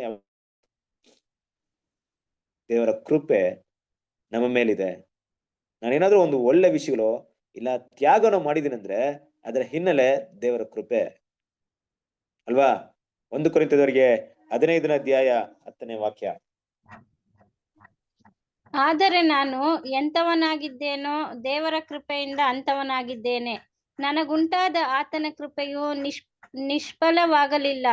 ನಾನು ಅವರೆಲ್ಲರಿಗಿಂತಲೂ ಹೆಚ್ಚಾಗಿ ಪ್ರಯಾಸ ಪಟ್ಟೆನು, ಆದರೆ ಪ್ರಯಾಸ ಪಟ್ಟವನು ನಾನಲ್ಲ, ನನ್ನೊಂದಿಗಿರುವ ದೇವರ ಕೃಪೆಯೇ. ನೋಡಿದ್ರಾ? ಹಿಂಗೆ ಹೇಳ್ಬಿಟ್ರ ಕೊನೆಗೆ ಅವರು. ಪ್ರತಿ ಸರಿ ಮಾತಾಡ್ಬೇಕಾದ್ರೆ ಅಪೊಸ್ತಲ ಪಾಳ ಹೇಳ್ಬೇಕಾದ್ರೆ ಒಂದು ಕ್ಷಣ ಎಲ್ಲವನ್ನ ಸ್ಟಡಿ ಮಾಡಿ ನೋಡ್ತಾರೆ. ಅಪೊಸ್ತಲ ಪೇತ್ರನ ನೋಡ್ತಾರೆ, ಯೋಹಾನ ನೋಡ್ತಾರೆ, ಯಾಕೋಬ್ ನೋಡ್ತಾರೆ, ಉಳಿದಿರಂತ ಅಪೊಸ್ತಲನ ಸ್ಟಡಿ ಮಾಡ್ತಾರೆ, ಅವ್ರು ಮಾಡಿದಂತ ತ್ಯಾಗಗಳು ನೋಡ್ತಾರೆ, ಅವ್ರು ಮಾಡಿದ ಸ್ವಾರ್ಥ ಸೇವೆಗಳು ನೋಡ್ತಾರೆ. ಅದ್ರ ಮುಂದೆ ತನ್ನನ್ನ ಹೋಲಿಕೆ ಮಾಡಿ ನೋಡಿದಾಗ ಏನ್ ಅನ್ಸ್ಬಿಡುತ್ತೆ? ಅವ್ರೆಲ್ಲಕ್ಕಿಂತ ನಾನು ತುಂಬಾ ಶ್ರೇಷ್ಠವಾಗಿ ಮಾಡಿದ್ದೀನಿ, ತುಂಬಾ ಕಷ್ಟವನ್ನ ಪಟ್ಟಿದ್ದೀನಿ, ತುಂಬಾ ಪ್ರಯಾಸ ಪಟ್ಟಿದ್ದೀನಿ ಅನ್ಸ್ಕೊಳುತ್ತೆ. ಆದ್ರೆ ಹೌದು, ನಾನು ಎಲ್ರಿಗಿಂತ ಪ್ರಯಾಸ ಪಟ್ಟಿದಂತ ಅಂದೆ ಏನಂತಾರೆ ಅಂದ್ರೆ ಅದು ದೇವರ ಕೃಪೆ. ಅಂದ್ರೆ ಏನರ್ಥ? ಈ ಎರಡಕ್ಕೆ ಏನ್ ಡಿಫ್ರೆನ್ಸ್ ಇದೆ ನೋಡ್ರಿ. ನಾನು ಅವ್ರಿಗಿಂತ ತುಂಬಾ ಕಷ್ಟಪಟ್ಟಿದ್ದೀನಿ ಅನ್ನುವಂತ ವಿಷಯಕ್ಕೂ, ನಾನು ಅವ್ರಿಗಿಂತ ತುಂಬಾ ಕಷ್ಟಪಟ್ಟಿರೋ ದೇವರ ಕೃಪೆ ಅನ್ನೋದಕ್ಕೂ ವಿಷಯಕ್ಕೆ ಏನು ಡಿಫ್ರೆನ್ಸ್ ಇದೆ ಅಂದ್ರೆ, ಅವ್ರಿಗಿಂತ ನಾನು ತುಂಬಾ ಪ್ರಯಾಸ ಪಟ್ಟಿದ್ದೆ ಅಂದ್ರೆ ಏನಾಗ್ಬಿಡುತ್ತೆ ಗೊತ್ತಾ? ಅದು ಹೆಮ್ಮೆ ಭಾವನೆ ಆಗ್ಬಿಡುತ್ತೆ. ನಾನು ಎಂತವನ್ ಗೊತ್ತಾ? ಪೇತ್ರ ನನ್ ಮುಂದೆ ಏನೂ ಇಲ್ಲ, ಯಾಕೋಬಲ್ಲ ಏನೂ ಇಲ್ಲ, ಅವರೆಲ್ಲ ಏನು ಮಾಡಿಲ್ಲ, ನಾನು ಅಷ್ಟು ಮಾಡಿದೀನಿ ಕೆಲಸ ಗೊತ್ತಾ ದೇವ್ರಿಗೋಸ್ಕರ ಅಂತ ಅನ್ನುವಂತ ಮಾತು. ಅದ್ರ ಕೃಪೆ ಅಂತ ಬಂತು ಅಂದ್ರೆ, ಆ ಕೆಲ್ಸ ಮಾಡೋದಿಕ್ಕೆ ದೇವ್ರು ನನ್ಗೂ ಕರೆದು ಅವಕಾಶ ಕೊಟ್ಬಿಟ್ರಲ್ಲ, ನಾನು ಎಂತವನು ಅಂತ ಅವಕಾಶ ಹೊಂದ್ಕೊಳಕ್ಕೆ. ನಾನು ಇಷ್ಟು ಕಷ್ಟ ಪಡೋದಕ್ಕೆ ದೇವ್ರು ಒಂದ್ ವೇಳೆ ಈ ಅವಕಾಶ ಕೊಡ್ತಾರೆ, ನಾನು ಎಲ್ಲಿ ಪಡ್ತಿದ್ದೆ ಈ ಕಷ್ಟವನ್ನ? ದೇವ್ರು ನನಗೆ ಅನ್ಯ ಜನಗಳಿಗೋಸ್ಕರ ನೀನು ಆಯ್ದುಕೊಳ್ಳಲ್ಪಟ್ಟಂತ ಪಾತ್ರೆ ಅಂತ ನಾನು ಕರೀದೇ ಇದ್ರೆ, ನಾನು ಎಲ್ಲಿ ತಾನೇ ಈ ಒಂದು ದೇವ್ರಿಗೋಸ್ಕರ ಸೇವೆನ ಮಾಡಕ್ ಆಗ್ತಿತ್ತು ನನಗೆ? ಅಯ್ಯೋ, ದೇವ್ರು ಕೊಟ್ಟಿದ್ ಕೃಪೆಯಪ್ಪ ಅದು ಅನ್ನುವಂತ ಭಾವನೆ ಬಂದಾಗ ಏನಾಗುತ್ತಂದ್ರೆ, ತಮ್ಮನ್ನ ತಗ್ಗಿಸುವಂತ ಭಾವನೆ ಬಂದ್ಬಿಡುತ್ತೆ. ಏನೂ ಇಲ್ಲ, ನಾನು ದೇವ್ರ ಮಾತ್ರ ಕೃಪೆ ಕೊಡ್ತಾ ಇದ್ರೆ, ದೇವ್ರ ಮಾತ್ರ ಈ ಅಪೊಸ್ತಲ ಸೇವೆ ನಾನು ಕೊಡ್ತಾ ಇದ್ರೆ ನಾನು ಏನಾಗ್ತಿದ್ದೆ ಅಲ್ವಾ? ಧರ್ಮಶಾಸ್ತ್ರದಲ್ಲಿ ಇಟ್ಕೊಂಡು, ಧರ್ಮಶಾಸ್ತ್ರದಲ್ಲಿ ವೈರಾಗ್ಯವನ್ನು ತೋರಿಸ್ಕೊಂಡು, ಅದೇ ಧರ್ಮಶಾಸ್ತ್ರದಲ್ಲಿ ಮರಣವನ್ನು ಹೊಂದಿದ್ದೆ.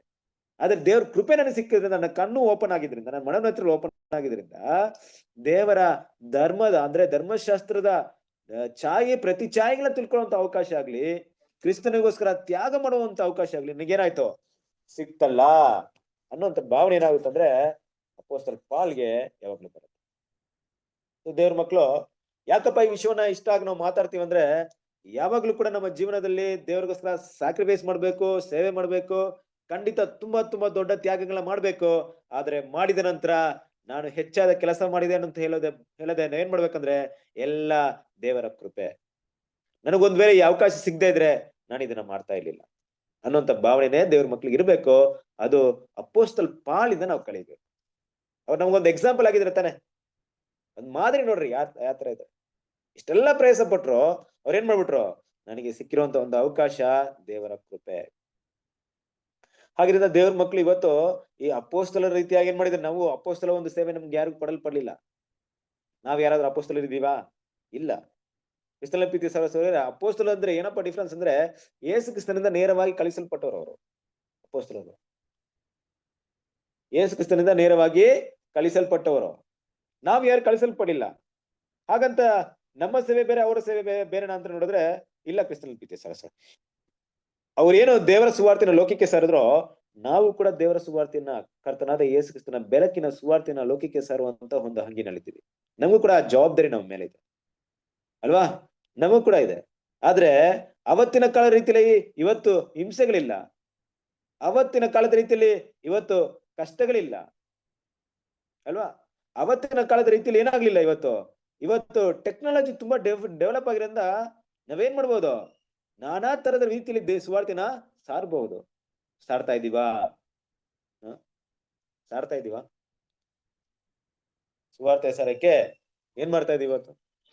ಸತ್ಯವನ್ನ ಹೊಂದ್ಕೊಂಡಿದ್ದೀರಾ? 52 ಕ್ಲಾಸ್ನ ಎಷ್ಟ್ ಜನ ಪ್ರಿಪೇರ್ ಆಗಿದ್ದೀರಾ? 52 ಕ್ಲಾಸ್ ಎಲ್ಲ ಎಲ್ಲ ಒಂದ್ ಕಡೆ ನಿಂತ್ಕೊಂಡು ಮಾತಾಡ್ಬೇಕಂತ ಸನ್ನಿವೇಶ ಬಂದಾಗ ಎಷ್ಟ್ ಜನ ಮಾತಾಡ್ತೀರಾ? ಮುಖ್ಯವಾಗಿ ಸಹೋದರಲ್ಲಿ ತಗೊಳ್ಬೇಕಾದ್ರೆ ಎಷ್ಟ್ ಜನ ನಾವು ಅದಕ್ಕೆ ತ್ಯಾಗ ಮಾಡ್ತೀವಿ? ಯೋಚನೆ ಮಾಡ್ರಿ. ಎಷ್ಟ್ ಜನ ಕುತ್ಕೊಂಡು ನೋಟ್ಸ್ ಬರೀತೀವಿ? ಇವತ್ತೊಂದು ರಾನ್ಸಮ್ ಸಬ್ಜೆಕ್ಟ್ ಅಪ್ಪ, ನಾನು ಇದು ಪ್ರಿಪೇರ್ ಆಗ್ತಿರ್ತೀನಿ, ನಾಳೆ ದಿವಸ ಯಾರಾದ್ರೂ ನನಗೆ ಅವಕಾಶ ಕೊಟ್ರು, ಇಲ್ಲ ಏನೋ ಒಂದ್ ಸಮಯ ಬಂದ್ರೆ ಮಾತಾಡಕ್ ನಾನು ರೆಡಿ ಆಗ್ಬೇಕಂದ್ಬಿಟ್ಟು ಎಷ್ಟ್ ಜನ ನೋಟ್ ಮಾಡ್ಕೊಂಡಿದೀವಿ? ಈ ವರ್ಷ ಪೂರ್ತಿ 52 ಕ್ಲಾಸ್ನ ಕಂಪ್ಲೀಟ್ ಆಗಿ ಎಷ್ಟ್ ಜನ ಸ್ಟಡಿ ಮಾಡಿದೀವಿ? ನಮ್ ಸಿಕ್ಕಿರಂತ ಬೇಸಿಕ್ ಕ್ಲಾಸ್ನ ಒಂದೊಂದನ್ನು ನೋಟ್ಸ್ ಮಾಡ್ಕೊಂಡು ಮತ್ತೆ ಎಷ್ಟ್ ಜನ ರಿಪೀಟ್ ಮಾಡಿದೀವ? ನಾಳೆ ದಿವಸ ನಿಮ್ಗೆ ಒಂದು ಅವಕಾಶ ಬಂದ್ಬಿಡ್ತು, ಎಲ್ಲ ಒಂದ್ ಕಡೆ ಮಾತಾಡ್ಬೇಕಂತ ಅವಕಾಶ. ಕರ್ತನಾದ ಯೇಸು ಕ್ರಿಸ್ತನ ರಾನ್ಸಮ್ ಸ್ಯಾಕ್ರಿಫೈಸ್ ಅಂದ್ರೆ ವಿಮೋಚನ ಬಳಿ, ಈಡು ಬಳಿ ಸಬ್ಜೆಕ್ಟ್ ಮಾತಾಡುವಂತ ಅವಕಾಶ ಬಂದ್ಬಿಡ್ತು. ಎಷ್ಟ್ ಜನ ಮಾತಾಡ್ಬಿಡ್ತೀರಾ ನೋಟ್ಸ್ ಇಲ್ದ ನೀವು? ಕ್ರಿಸ್ತನ ಪ್ರೀತಿಯ ಸೌರರೇ ಅಲ್ಲ, ನಾನು ಕೇಳುವಂತ ವಿಷಯ ಏನಪ್ಪಾ ಅಂದ್ರೆ, ನಮ್ಮೆಲ್ರಿಗೂ ಬಂದಿರುವಂತ ಅವಕಾಶ ಹೀಗೆ. ಯಾರನ್ನು ದೇವರು ಕರೆದ್ಬಿಟ್ಟು ಬನ್ರಿ ನಾನ್ ನಿಮ್ಮನ್ನ ಈ ದೇವರ ಸತ್ಯವನ್ನ ಮಾತಾಡಿ ಕರೆದಿದ್ರೆ ಅಂತ ನಮ್ಗೆ ಯಾರು ಕೂಡ ಏನ್ ಮಾಡಿಲ್ಲ, ದೇವ್ರು ಕರೆದಿಲ್ಲ. ದೇವ್ರು ಕರೆದಿದ್ರ ಅನ್ನೋದಕ್ಕೆ ಏನಿದೆ ನಮ್ಗೆ ಎವಿಡೆನ್ಸ್? ಓದ್ರಿ 1 ಪೇತ್ರ 2ನೇ ಅಧ್ಯಾಯ 9ನೇ ವಾಕ್ಯ. ಕರ್ತನ ಭಕ್ತರನ್ನು ಕಷ್ಟದೊಳಗಿಂದ ತಪ್ಪಿಸುವುದಕ್ಕೂ ಪೇತ್ರನು 2ನೇ ಅಧ್ಯಾಯ 9ನೇ ವಾಕ್ಯ. ಬ್ರದರ್ 1 ಪೇತ್ರ ಅಲ್ವಾ? 1 ಪೇತ್ರ 2ನೇ ಅಧ್ಯಾಯ 9ನೇ ವಾಕ್ಯ. ಅದೇನೆ ಬ್ರದರ್. ಕರ್ತನ ಭಕ್ತರನ್ನು ಕಷ್ಟದೊಳಗಿಂದ ತಪ್ಪಿಸುವುದಕ್ಕಾಗಿ ದುರ್ಮಾರ್ಗಿಗಳನ್ನು ನ್ಯಾಯ ತೀರ್ಪಿನ ದಿನದ ತನಕ ಶಿಕ್ಷಾನುಭವದಲ್ಲಿ ಇಡುವುದಕ್ಕೂ ಬಲ್ಲವನಾಗಿದ್ದಾನೆ. ಇಷ್ಟೇ. ನೀವು 1 ಪೇತ್ರ 2ನೇ ಅಧ್ಯಾಯ 9ನೇ ವಾಕ್ಯ ಓದ್ತಾ ಇಲ್ಲ, ಕರೆಕ್ಟ್ ಆಗಿ ನಿಮ್ಮನ್ನು ನೋಡ್ಬಿಟ್ಟು ಕತ್ತಲೆಯೊಳಗಿಂದ ಕರೆದು ತನ್ನ ಆಶ್ಚರ್ಯಕರವಾದ ಬೆಳಕಿನಲ್ಲಿ ಸೇರಿಸಿದಾತನ ಗುಣಾತಿಶಯಗಳನ್ನು ಪ್ರಚಾರ ಮಾಡುವವರಾಗುವಂತೆ ದೇವರಾದುಕೊಂಡ ಜನಾಂಗವು, ರಾಜವಂಶಸ್ಥರಾದ ಯಾಜಕರು, ಮೀಸಲಾದ ಜನವು, ದೇವರ ಸ್ವಕೀಯ ಪ್ರಜೆಯೂ ಆಗಿದ್ದೀರಿ. ನೋಡಿದ್ರಾ ಏನ್ ಅರ್ಥವಾಯ್ತು ವಾಕ್ಯದಲ್ಲಿ? ಈ ವಾಕ್ಯ ಏನ್ ಹೇಳ್ತಾ ಇದೆ ಗೊತ್ತಾ? ನಿಮ್ಮನ್ನು ಕತ್ತಲೊಳಗಿಂದ, ನೀವಾದರೂ ನಿಮ್ಮನ್ನು ಕತ್ತಲೊಳಗಿಂದ ಕರೆದು ತನ್ನ ಆಶ್ಚರ್ಯಕರವಾದ ಬೆಳಕಿನಲ್ಲಿ ಸೇರಿಸಿದಾತನ ಗುಣಾತಿಶಯಗಳನ್ನು ಪ್ರಚಾರ ಮಾಡುವವರಾಗುವಂತೆ. ದೇವರ ಮಕ್ಕಳ ಅಲ್ಟಿಮೇಟ್ ಈ ಭೂಮಿಯಲ್ಲಿ, ಭೂಮಿಯಲ್ಲಿ ನಾವು ಜೀವಂತವಾಗಿರುವಂತ ಒಂದು ಜೀವವನ್ನು ಕೊಟ್ಟು ನಮ್ಮನ್ನು ಇನ್ನೂ ಜೀವದಿಂದ ಉಳಿಸಿರ್ಬೇಕಾದ್ರೆ ನಾವು ಮಾಡ್ಬೇಕಾಗಿರುವಂತ ಪ್ರಮುಖವಾದಂತ ಕೆಲಸ ಏನಪ್ಪಾ ಅಂದ್ರೆ, ದೇವರ ಗುಣಾತಿಶಯಗಳನ್ನ ಪ್ರಚಾರ ಮಾಡುವರಾಗುವಂತೆ. ಪ್ರಚಾರ ಮಾಡ್ಬೇಕಾ ಮಾಡ್ಬಾರ್ದಾ? ಯಾರೆಲ್ಲ ಮಾಡ್ಬೋದು? ಯಾರೆಲ್ಲ ಕತ್ತಲೆಯಿಂದ ಈ ಆಶ್ಚರ್ಯಕರವಾದಂತ ಬೆಳಕಿನ ನೋಡಿದಿರೋ ಎಲ್ರು ಪ್ರಚಾರ ಮಾಡ್ಬೋದು, ಎಲ್ರು ಕೂಡ. ಕೆಲವೊಂದು ಟೈಮಲ್ಲಿ ಈ ಪ್ರಶ್ನೆ ಬಂದ್ಬಿಡುತ್ತೆ, ಬ್ರದರ್ ಎಲ್ರು ಅಂದ್ರೆ ಸಿಸ್ಟರ್ ಕೂಡನಾ? ಬ್ರದರ್ ಸಿಸ್ಟರ್ ಅಂದ್ರೆ ಎಲ್ರು ಅಂತ ಹೇಳ್ಬೇಕಾರೆ ಸಿಸ್ಟರ್ ಕೂಡ ನಾವು ಪ್ರಚಾರ ಮಾಡ್ಬೇಕಾ? ಖಂಡಿತ ಮಾಡ್ಬೋದು. ಇಲ್ಲ ಅಂತಿದ್ಯಾ ಸತ್ಯವೇದ ವಾಕ್ಯ? ಸಿಸ್ಟರ್ಗೆ ಮಾತಾಡ್ಬೋದು, ಸಹೋದರಿಗಳಿಗೆ ಮಾತಾಡ್ಬೋದು. ಸಭೆಯಲ್ಲಿ ಮಾತ್ರ ಸ್ತ್ರೀಯರು ಮಾತಾಡುವಂತ ಅವಕಾಶ ಇಲ್ಲ ಅಷ್ಟೇ. ಹಾಗಂತ ಎಲ್ಲೂ ಮಾತಾಡ್ಬಾರ್ದಂತ ಬೈಬಲ್ ಹೇಳ್ತಾ ಇದೆಯಾ? ಎಷ್ಟು ಸಹೋದರಿ ವಿಟ್ನೆಸ್ ಮಾಡಿದ್ದಾರೆ.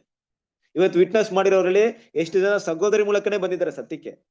ಮಾತಾಡ್ಬಹುದು. ನಾವು ಬೇಸಿಕ್ ಕ್ಲಾಸ್ ಮಾತಾಡ್ಬೇಕಂತೇನಿಲ್ಲ.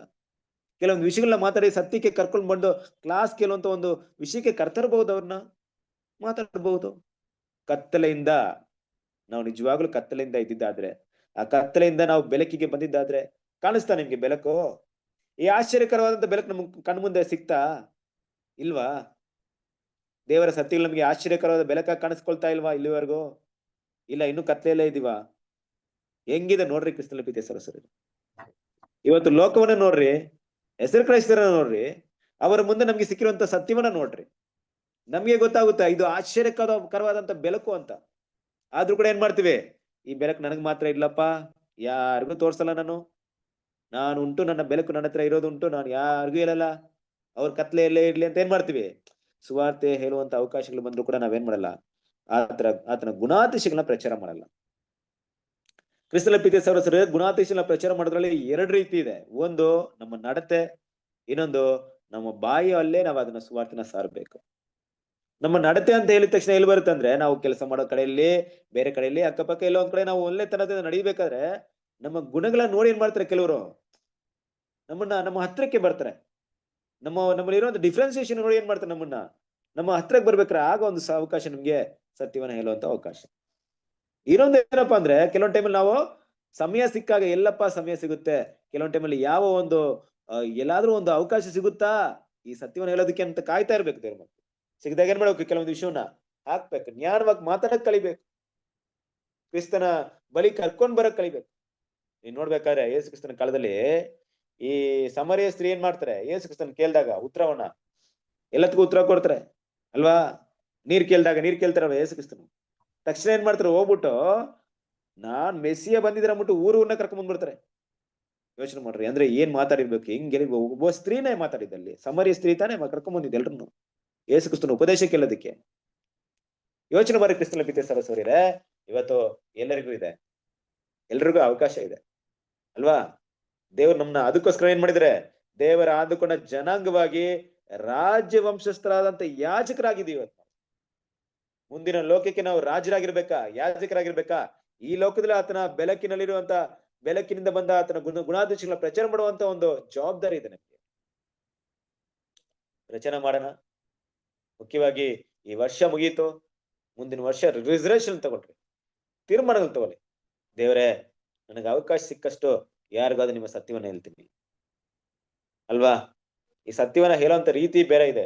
ಅದಕ್ಕೆ ಹೋಗ್ಬಿಟ್ಟು ಅವರಿಗೆ ಎಲ್ಲ ಟಾಪಿಕ್ ಮಾತಾಡ್ಕೊಂಡು ಕೂತ್ಕೊಳ್ಳೋದಲ್ಲ, ನರಕ, ಆತ್ಮ ಅಲ್ವಾ, ಹಿಂಗಲ್ಲ.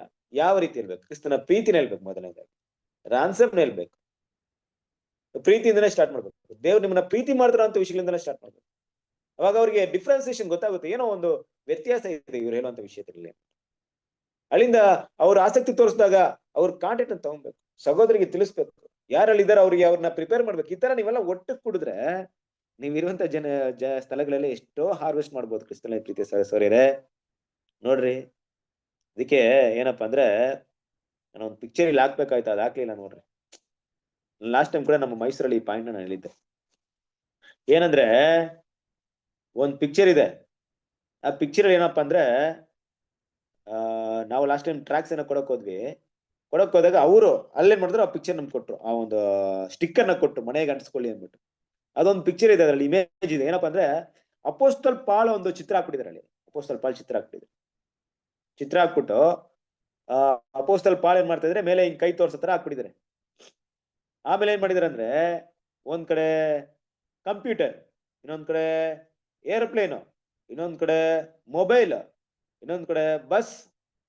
ಇವತ್ತಿರುವಂತ ಏನೇನ್ ಟೆಕ್ನಾಲಜಿ ಇದೆ ನೋಡಿ, ಅದ್ರಲ್ಲಿ ಏನೆಲ್ಲ ಇವತ್ತು ನಾವು ಉಪಯೋಗ ಮಾಡ್ತಿದ್ವೋ ಟೆಕ್ನಾಲಜಿನ, ಅದೆಲ್ಲ ಪಿಕ್ಚರ್ ಅಲ್ಲಿ ಹಾಕ್ಬಿಟ್ಟಿದ್ದಾರೆ. ಕೆಳಗಡೆ ಒಂದು ಮಾತು ಬರೆದ್ಬಿಟ್ಟಿದ್ದಾರೆ. ಏನಂತ ಬರೆದಿದ್ದಾರೆ ಅಂದ್ರೆ, ಅಪೊಸ್ತಲ ಪಾಲ್ ಅಂತ ರೀತಿಲಿ, ಇವುಗಳೆಲ್ಲ ನನಗೆ ಅವತ್ತು ಇದ್ದಿದ್ದರೆ, ಆದ್ರೆ ಇಂದು ಅಂತ ಹೇಳ್ತಾರೆ. ಅಂದ್ರೆ ಇದೆಲ್ಲ ನನಗೆ ಏನಾದ್ರೆ ಇದ್ಬಿಟ್ಟಿದ್ರೆ ಪ್ರಪಂಚನ ಸುತ್ಬಿಡ್ತಿದ್ದೆ ನಾನು ಸುವಾರ್ತೆ ಹೇಳೋದಕ್ಕೆ. ಆದ್ರೆ ಇದೆಲ್ಲ ಇದ್ರೂ ಕೂಡ ನೀವೇನ್ ಮಾಡ್ತಾ ಇದ್ರ ಅಂತ ಕೇಳುವಂತ ಪ್ರಶ್ನೆ. ಹೌದು ಕ್ರಿಸ್ತನ ಪ್ರೀತಿಯ ಸಹೋದರರೇ, ಕಾಲ್ನಡತೆಯಿಂದ, ಸಮುದ್ರ ಪ್ರಯಾಣದಿಂದ, ಕತ್ತೆ ಮೇಲೆ ಪ್ರಯಾಣ ಮಾಡಿ ಅಲ್ವಾ, ಎಷ್ಟೋ ಕಷ್ಟಗಳನ್ನ ಪಟ್ಟು ರೋಮ್ ಅಂದ್ರೆ ಯುರೋಪ್ ಕಂಟ್ರಿ ಹಲವಾರು ಭಾಗಗಳನ್ನ ಸುತ್ತಾಡಿದ್ದಾರೆ ಅಪೊಸ್ತಲ ಪಾಲ್. ಇವತ್ತು ದೇವ್ರ ಮಕ್ಳು ನಮ್ಗೆ ಒಂದ್ ಫೋನ್ ಇಟ್ಕೊಂಡು ಇಲ್ಲಿಂದ ಯುರೋಪ್ ಅಲ್ಲಿ ಇರೋರ ಹತ್ರ ಕೂಡ ಮಾತಾಡ್ಬೋದು, ಅಮೆರಿಕದಲ್ಲಿರೋರು ಕೂಡ ಮಾತಾಡ್ಬೋದು. ಇದ್ರೂ ಕೂಡ ನಾವು ಟೆಕ್ನಾಲಜಿನ ಯೂಸ್ ಮಾಡಿ ಕೂಡ ದೇವ್ರ ಸತ್ಯವನ್ನ ಹೇಳಕ್ಕೆ ನಾವು ಮುಂದೆ ನೋಡ್ತೀವಿ. ಅಲ್ಲಿ ಕೂಡ ಜ್ಞಾನವಾಗ ನಾವು ಯೂಸ್ ಮಾಡಲ್ಲ. ಕರೆಕ್ಟ್ ಅಲ್ವಾ? ಯೋಚನೆ ಮಾಡಿ. ಸತ್ಯ ನಾವು ಸಾಯೋವರೆಗೆ ಹೇಳ್ಬೇಕು. ಹೇಳಿದ ಎಲ್ರು ಕೂಡ ಕೇಳ್ತಾರಂತ ಚಾನ್ಸಸ್ ಇರಲ್ಲ ಅಲ್ವಾ. ಕೇಳಿದ ಮಾತ್ರಿಗೆ ಎಲ್ರು ಕೂಡ ದೇವ್ರ ಬಳಿಗೆ ಬರ್ತಾರಂತನೂ ಹೇಳಕ್ಕಾಗಲ್ಲ. ಬಂದವರೆಲ್ಲ ಕೊನೆವರೆಗೂ ನಿಂತ್ಕೊಂತಾರನ್ನೂ ಹೇಳಕ್ಕಾಗಲ್ಲ. ಆದ್ರೆ ನಮ್ಮ ಕರ್ತವ್ಯ ಹೇಳಲೇಬೇಕು. ಕೇಳ್ತಾರೋ ಕೇಳಲ್ವೋ ಸುವಾರ್ತೆ ಸಾರ್ಬೇಕು. ಅದಕ್ಕೋಸ್ಕರ ನಾವೇನಾಗಿದ್ದೀವಿ, ಕರೆಯಲ್ಪಟ್ಟಿದ್ದೀವಿ. ಈ ಮನೋಭಾವನೆ ಇರ್ಲಿ ಕ್ರಿಸ್ತನಲ್ಲಿ ಪ್ರೀತಿ ಸಹೋದರ. ಮುಂದಿನ ದಿನಗಳಲ್ಲಿ ಯಾರಿಗಾದ್ರೂ ಸತ್ಯವನ್ನ ಹೇಳೋಣ, ದೇವರ ಮಾತಿನ ವಿಷಯಗಳನ್ನ ತಿಳಿಯಪಡಿಸೋಣ, ಯಾರು ತಿಳ್ಸಕ್ಕೆ ಪ್ಲಾನ್ ಮಾಡೋಣ ಅಂತ ಪ್ಲಾನ್ ಮಾಡ್ಕೊಳ್ರಿ, ಯೋಚನೆ ಮಾಡ್ರಿ. ಸಿಕ್ಕಿದವರಿಗೆ ಸಂಪೂರ್ಣ ಮಾಹಿತಿ ಕೊಡದೆ ಕೆಲವೊಂದು ದೇವರ ಸತ್ಯಗಳನ್ನ ತಿಳಿಸ್ಕೊಳ್ಳೋದು ಹೇಗೆ ಅಂತ ಮೊದಲೇ ಪ್ರಾಕ್ಟೀಸ್ ಆಗಿರ್ರಿ, ಸ್ಟಡಿ ಮಾಡ್ರಿ. ಈ ರೀತಿ ಹೇಳಿದ್ರೆ ಚೆನ್ನಾಗಿರುತ್ತೆ, ಆ ರೀತಿ ಹೇಳ್ಬೇಕು, ಈ ತರ ಒಬ್ಬರ ಹತ್ರ ಇನ್ಸ್ಕೊಡ್ಬೇಕಂತ ಪ್ರಿಪೇರ್ ಆಗ್ರಿ, ನೋಟ್ಸ್ ಮಾಡ್ಕೊಳ್ರಿ. ಇದೆಲ್ಲ ದೇವ್ರೇನ್ ಮಾಡ್ತಾರೆ, ನಮ್ಮನ್ನ ನೋಡ್ತಾರೆ ಅಲ್ವಾ. ನೆಕ್ಸ್ಟ್ ವಾಕ್ಯವನ್ನು ಓದೋಣ. ರೋಮಪುರದವರಿಗೆ 1ನೇ ಅಧ್ಯಾಯ 6ನೇ ವಾಕ್ಯ. ಯೇಸು ಕ್ರಿಸ್ತರಾಗುವುದಕ್ಕೆ ಕರೆಯಲ್ಪಟ್ಟ ನೀವು ಸಹ ಆ ಅನ್ಯ ಜನರೊಳಗಿನವರಾದ್ದರಿಂದ ನಿಮಗೆ ಬರೆಯುತ್ತೇನೆ. ಓಕೆ, ನೋಡಿ ಇಲ್ಲಿ ರೋಮ್ ಜನರಿಗೆ ತಗೊಂಡಾಗ ಇಸ್ರೇಲ್ ಜನರು ಒಂದ್ ಕಡೆ ಇದಾರೆ, ರೋಮ್ ಜನರು ಒಂದ್ ಕಡೆ ಇದಾರೆ. ಆದ್ರೆ ರೋಮ್ ಅಂತ ವಿಷಯ ತಗೊಂಡಾಗ ಏನಪ್ಪಾ ಅಂದ್ರೆ, ರೋಮ್ ಇಡೀ ಲೋಕವನ್ನ ಆಳ್ವಿಕೆ ಮಾಡ್ತು.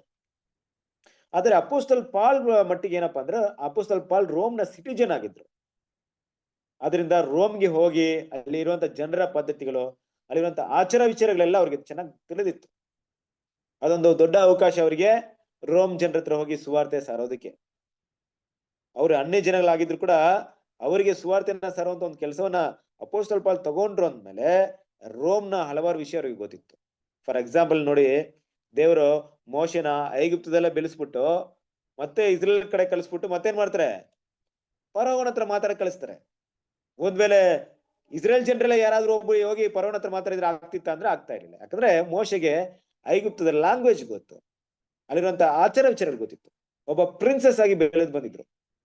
ಹಾಗೆ ಇಲ್ಲಿ ಅಪೊಸ್ತಲ್ ಪಾಲ್ ಕೂಡ, ಅಪೊಸ್ತಲ್ ಪಾಲ್ನ ದೇವ್ರೇನ್ ಮಾಡಿದ್ರೆ ಅನ್ಯ ಜನಗಳಿಗೋಸ್ಕರ ಯಾಕೆ ಆಯ್ಕೆ ಮಾಡಿದಾರೆ ಅಂದ್ರೆ, ಅನ್ಯ ಜನಗಳ ಅನೇಕ ವಿಷಯ ಅಪೊಸ್ತಲ್ ಪಾಲ್ಗೆ ಗೊತ್ತಿತ್ತು.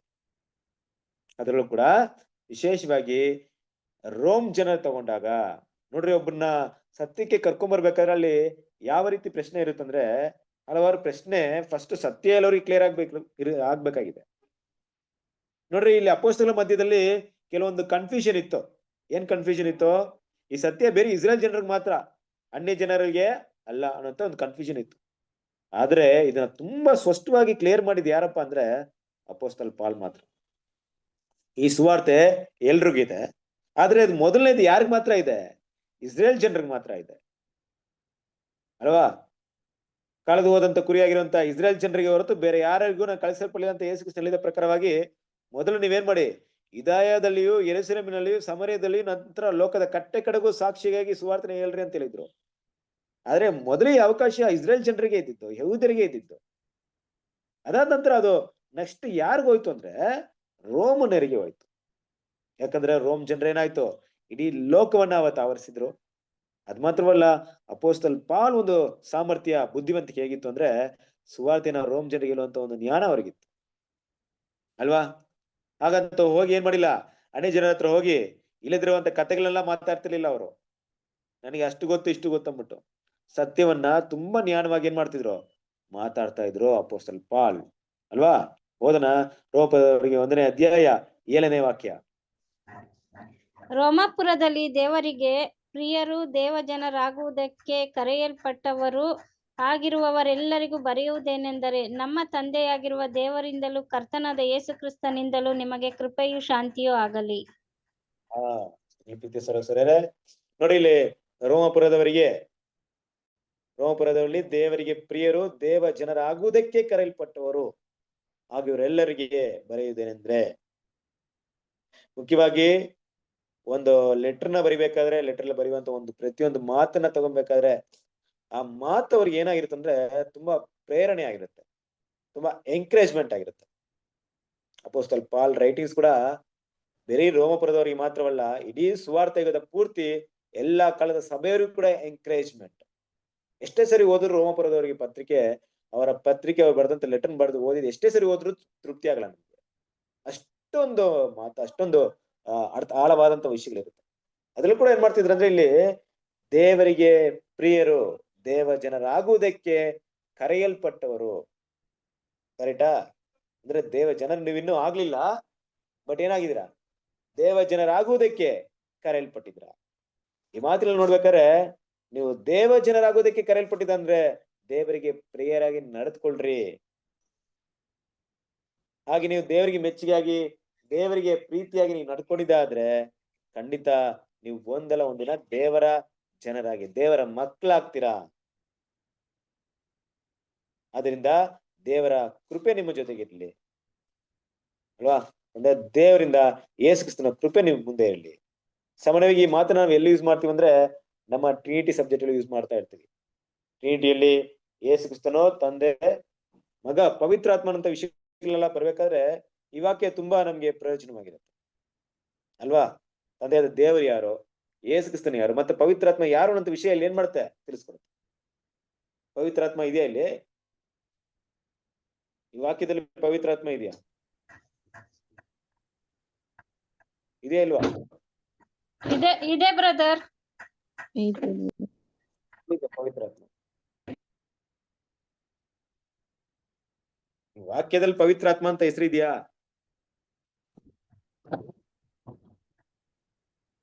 ಇಲ್ಲ ಇಲ್ಲ ಅಲ್ವಾ. ತಂದೆಯ ದೇವರಿದೆ, ಕರ್ತನ ದೇವರಿದೆ. ಪವಿತ್ರಾತ್ಮನ ಯಾಕೆ ಮಿಸ್ ಮಾಡ್ಕೊಂಡ್ಬಿಟ್ರು? ಸಾಮಾನ್ಯವಾಗಿ ನಾವು ಸಬ್ಜೆಕ್ಟ್ ನೋಡ್ತೀವಿ, ಅದು ಅಲ್ಲ ನಿಮ್ಗೆಲ್ಲ ಗೊತ್ತಿದೆ. ಇನ್ನು ಕೂಡ ನಮ್ಮ ಸಹೋದರ ಕೆಲವರು ಹೊಸಬರೆಲ್ಲ ಇದ್ದಾರೆ, ಬರುವಂತ ದಿನಗಳಾದ್ರೂ ಕೂಡ ಅರ್ಥ ಮಾಡ್ಕೊಳ್ತಾರೆ. ಹಾಗಿರೋದ್ರಿಂದ ನಾವು ನೋಡ್ಬೇಕಂತ ವಿಷಯ ಏನಪ್ಪಾ ಅಂದ್ರೆ ಅಲ್ಲಿ ಅಪೊಸ್ತಲ ಪಾಲ್ ಮಾತಿನ ಒಂದು ಶೈಲಿ ಆ ರೀತಿ ಇತ್ತು. ಅವ್ರನ್ನ ಎಂಕರೇಜ್ ಮಾಡ್ತಿದ್ರು. ಅವರಿಗೆ ಪ್ರತಿಯೊಂದು ಮಾತಿನಲ್ಲೂ ಕೂಡ ಏನಾಗ್ತಿತ್ತು, ಆಳವಾದ ವಿಷಯಗಳೇನ್ ಮಾಡಿದ್ರು ಅವರಿಗೆ ತೋರಿಸ್ಕೊಡ್ತಿದ್ರು. ಮುಖ್ಯವಾಗಿ ದೇವ್ರ ಮಕ್ಳು ಇಲ್ಲಿ ಅರ್ಥ ಮಾಡ್ಕೊಬೇಕಾದ್ರೆ ಏನಪ್ಪಾ ಅಂದ್ರೆ ನಮ್ಮ ಕರೆ, ವಿಶೇಷವಾಗಿ ನಮ್ಮ ಕರೆ ಯಾವ ರೀತಿ ಇದೆ ಅನ್ನೋ ವಿಷಯವನ್ನ ಈ ಪಾಠದ ಈ ಒಂದು ವಾಕ್ಯದಲ್ಲಿ ನಾವು ಅರ್ಥ ಮಾಡ್ಕೊಬೇಕು. ಏನಪ್ಪಾ ಅಂದ್ರೆ ದೇವರು ನಮ್ಮನ್ನ ಕರೆದಿದ್ದಾರೆ, ದೇವ ಜನರಾಗೋದಕ್ಕೆ ಕರೆದಿದ್ದಾರೆ. ಆದ್ರೂ ನಾವಿನ್ನ ದೇವರ ಮಕ್ಕಳಾಗಿ ಆಗ್ಲಿಲ್ಲ. ಆದ್ರೆ ದೇವರು ನಮ್ಮನ್ನ ದೇವ್ರ ಮಕ್ಕಳಾಗೆ ನೋಡ್ತಾರೆ. ಕರೆಕ್ಟಾ? ದೇವರು ನಮ್ಮನ್ನ ಮಕ್ಕಳಾಗಿ ನೋಡ್ತಾರೆ. ಆದ್ರೆ ನಾವು ದೇವರ ಮಕ್ಕಳಾಗಿರುವಂತ ಒಂದು ಗುಣಗಳನ್ನ ಬೆಳೆಸ್ಕೊಳ್ತಿದೀವ ಅನ್ನೋದು ಪ್ರಶ್ನೆ ಆಗ್ಬಿಡುತ್ತೆ. ಒಂದು ವೇಳೆ ದೇವರ ಮಕ್ಕಳಾಗಿರುವಂತ ಗುಣಗಳನ್ನ ಬೆಳೆಸ್ಕೊಳ್ದೆ ಹೋದ್ರೆ ಕಾಲಾಂತರದಲ್ಲಿ ಏನಾಗ್ತೀವಿ, ದೇವರ ಮಕ್ಕಳು ಅನ್ನೋಂತ ಅವಕಾಶವನ್ನ ನಾವೇನ್ ಮಾಡ್ಕೊಳ್ತೀವಿ, ಮಿಸ್ ಮಾಡ್ಕೊಳ್ತೀವಿ. ಹಾಗೆ ನಾವು ದೀಕ್ಷೆಸ್ನಾನ ಹೊಂದಿದ ಮಾತ್ರಕ್ಕೆ ದೇವರ ಮಕ್ಕಳಾಗಿರಲ್ಲ. ಅಂದ್ರೆ ದೇವರ ಮಕ್ಕಳು ಅನ್ನೋಂತ ಆ ಗುಣವನ್ನ ಸಂಪೂರ್ಣ ಬೆಳೆಸ್ಕೊಂಡಿರಲ್ಲ. ಈಗ ದೇವ್ರ ಮಕ್ಕಳಾಗೋದಿಕ್ಕೆ ದೇವರು ನಮ್ಮ ಮುಂದೆ ಇಟ್ಟಿರುವಂತ ಆ ಒಂದು ಗುಣ ಯಾವುದು, ಎಂತ ಗುಣನ ಬೆಳೆಸ್ಕೊಬೇಕಾಗಿದೆ ನಾವು?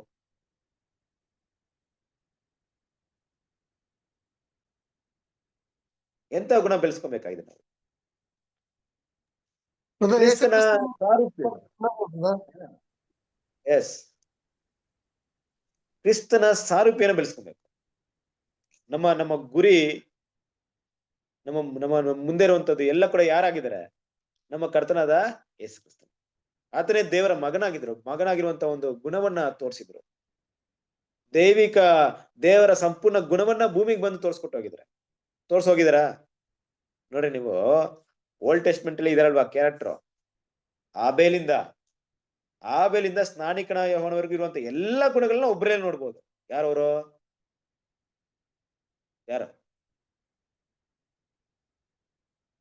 ಆಬೇಲಿಂದ ಸ್ನಾನಿಕನ ಯೋಹಾನವರೆಗೂ ಇರುವಂತ ಎಲ್ಲಾ ಭಕ್ತರ ಎಲ್ಲಾ ಗುಣಗಳನ್ನ ಒಂದೇ ಒಂದು ವ್ಯಕ್ತಿಯಲ್ಲಿ ನೋಡ್ಬೋದು, ಭೂಮಿಯಲ್ಲಿ ಬಂದಂತ ವ್ಯಕ್ತಿಯಲ್ಲಿ. ಯಾರದು? ಎಸ್, ಹೇಳಿ. ಇದೀರಾ ಇಲ್ವಾ? ಯಾಕೆ ಸೈಲೆಂಟ್ ಆಗ್ಬಿಟ್ಟಿದ್ರಲ್ಲ? ಇನ್ನೊಂದ್ಸಲ ಕೇಳ್ರಿ ಬ್ರದರ್. ಆಬೇಲಿಂದ ಸ್ನಾನಿಕನ ಯೋಹಾನವರೆಗೂ ದೇವ್ರ ಭಕ್ತರಿದ್ರಲ್ಲ, ನಂಬಿಕಸ್ತ ವೀರರು. ಅವ್ರ ಎಲ್ರಲ್ಲೂ ಒಂದೊಂದು ಗುಣ ಆಯ್ತಾ? ಅಬ್ರಾಹ್ಮನ ಹತ್ರ ನಂಬಿಕೆ ಇತ್ತು,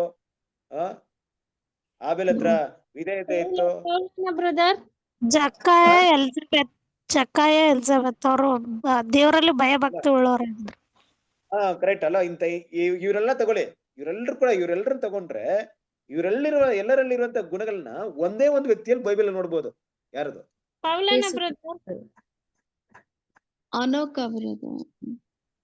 ನೋಡ್ಬೋದು. ಕರೆಕ್ಟ್ ಅಲ್ವಾ? ಹೌದು, ಎಲ್ಲ ಕ್ಯಾರೆಕ್ಟರ್. ಅಬ್ರಾಮ್ ಕ್ಯಾರೆಕ್ಟರ್ ತಗೊಳ್ಳಿ, ನೋಡ್ಬೋದು. ಯೋಸೆಫ್ ಕ್ಯಾರೆಕ್ಟರ್ ತಗೊಳ್ಳಿ, ನೋಡ್ಬೋದು. ಎಲ್ಲ ಕ್ಯಾರೆಕ್ಟರ್ ಅವರಲ್ಲಿ ನೋಡ್ಬೋದು. ಕರೆಕ್ಟಾ? ಹಾಗಾದ್ರೆ ನಾವ್ ಯಾರು ನೋಡ್ಬೇಕು ಇವಾಗ?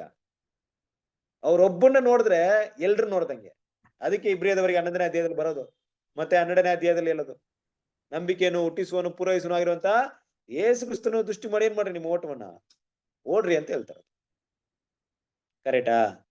ದೇವ್ರ ಮಕ್ಕಳು, ನಾವು ಮಕ್ಕಳಾಗೋದಕ್ಕೆ ಕರೆಯಲ್ಪಟ್ಟಿದ್ವಿ, ಆದ್ರೆ ನಮ್ಮ ಮಕ್ಕಳಾಗಿಲ್ಲ. ಮಕ್ಕಳಾಗಿರ್ಬೇಕಾದ್ರೆ ನಮ್ಮ ದೃಷ್ಟಿ ಯಾರ ಮೇಲೆ ಇರ್ಬೇಕು? ಕರ್ತನಾದ ಯೇಸು ಕ್ರಿಸ್ತನ ನೋಡ್ಬೇಕು.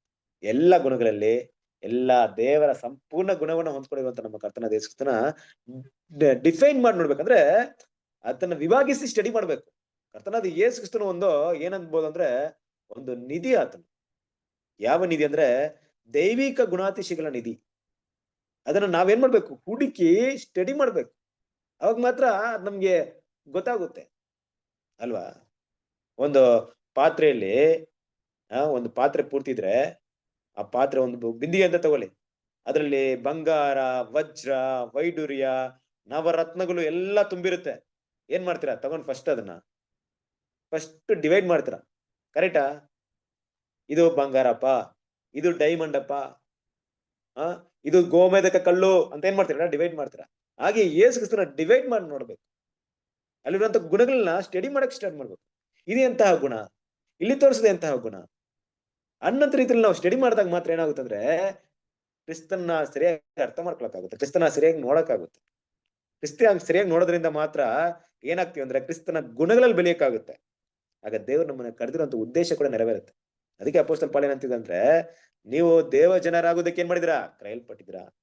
ದೇವರಿಗೆ ಪ್ರಿಯರ ನಡ್ಕೊಳ್ರಿ. ದೇವರ ಕೃಪೆ ಇದೆ, ಕರ್ತನ ಕೃಪೆ ಇದೆ. ಯೇಸು ಕ್ರಿಸ್ತನಂತೆ ಆಗೋದಕ್ಕೆ ಪ್ರಯತ್ನ ಪಟ್ರಿ. ದೇವ ಜನ ಅಂದ್ರೆ ದೇವರ ಮಕ್ಕಳಾಗಿರ್ಬೇಕು, ದೇವರ ಮಗನಂತೆ ಆಗಿರೋದಕ್ಕೆ ಪ್ರಯತ್ನ ಪಟ್ರಿ. ನಾವು ಕೂಡ ದೇವರ ಮಕ್ಕಳಾಗಿರೋದಕ್ಕೆ ಪ್ರಯತ್ನ ಪಡೋಣ. ಕ್ರಿಸ್ತನ ಪ್ರೀತಿಯ ಸರಸೋರಿರೆ, ಮುಗೀತು ಒಂದು ವರ್ಷ. ನಮ್ಗೆ ಒಂದು ವರ್ಷ ಮುಗೀತು ಅಲ್ವಾ? ಈ ವರ್ಷ ಪೂರ್ತಿ ಏನ್ ಮಾಡಿದೀವಿ? ಎಷ್ಟೋ ದೇವರಿಗೆ ನಂಬಿಕೆನ ತೋರಿಸ್ಬಿಟ್ಟಿದೀವಿ. ನೋಡ್ರಿ, ನಾವ್ ಎಲ್ಲೂ ಕೂಡ ತಪ್ಪು ಮಾಡ್ದೆ, ನಾವು ಪ್ರೀತಿಯಲ್ಲಿ ಎಲ್ಲೂ ಮಿಸ್ ಮಾಡ್ದೆ, ಎಷ್ಟು ತಾಳ್ಮೆಯಾಗಿ ನಡ್ಕೊಂಡ್ ಬಂದ್ಬಿಟ್ಟಿದೀವಿ, ಎಷ್ಟು ಸಮಾಧಾನವಾಗಿ ಎಲ್ರ ಜೊತೆ ಇದ್ಬಿಟ್ಟಿದೀವಿ ಅಲ್ವಾ? ಎಲ್ರಿಗೂ ಎಷ್ಟು ದಯನ ತೋರ್ಸ್ಕೊಂಡ್ ಬಂದಿದ್ದೀವಿ, ತೋರ್ಸ್ಬಿಟ್ಟಿದೀವಿ.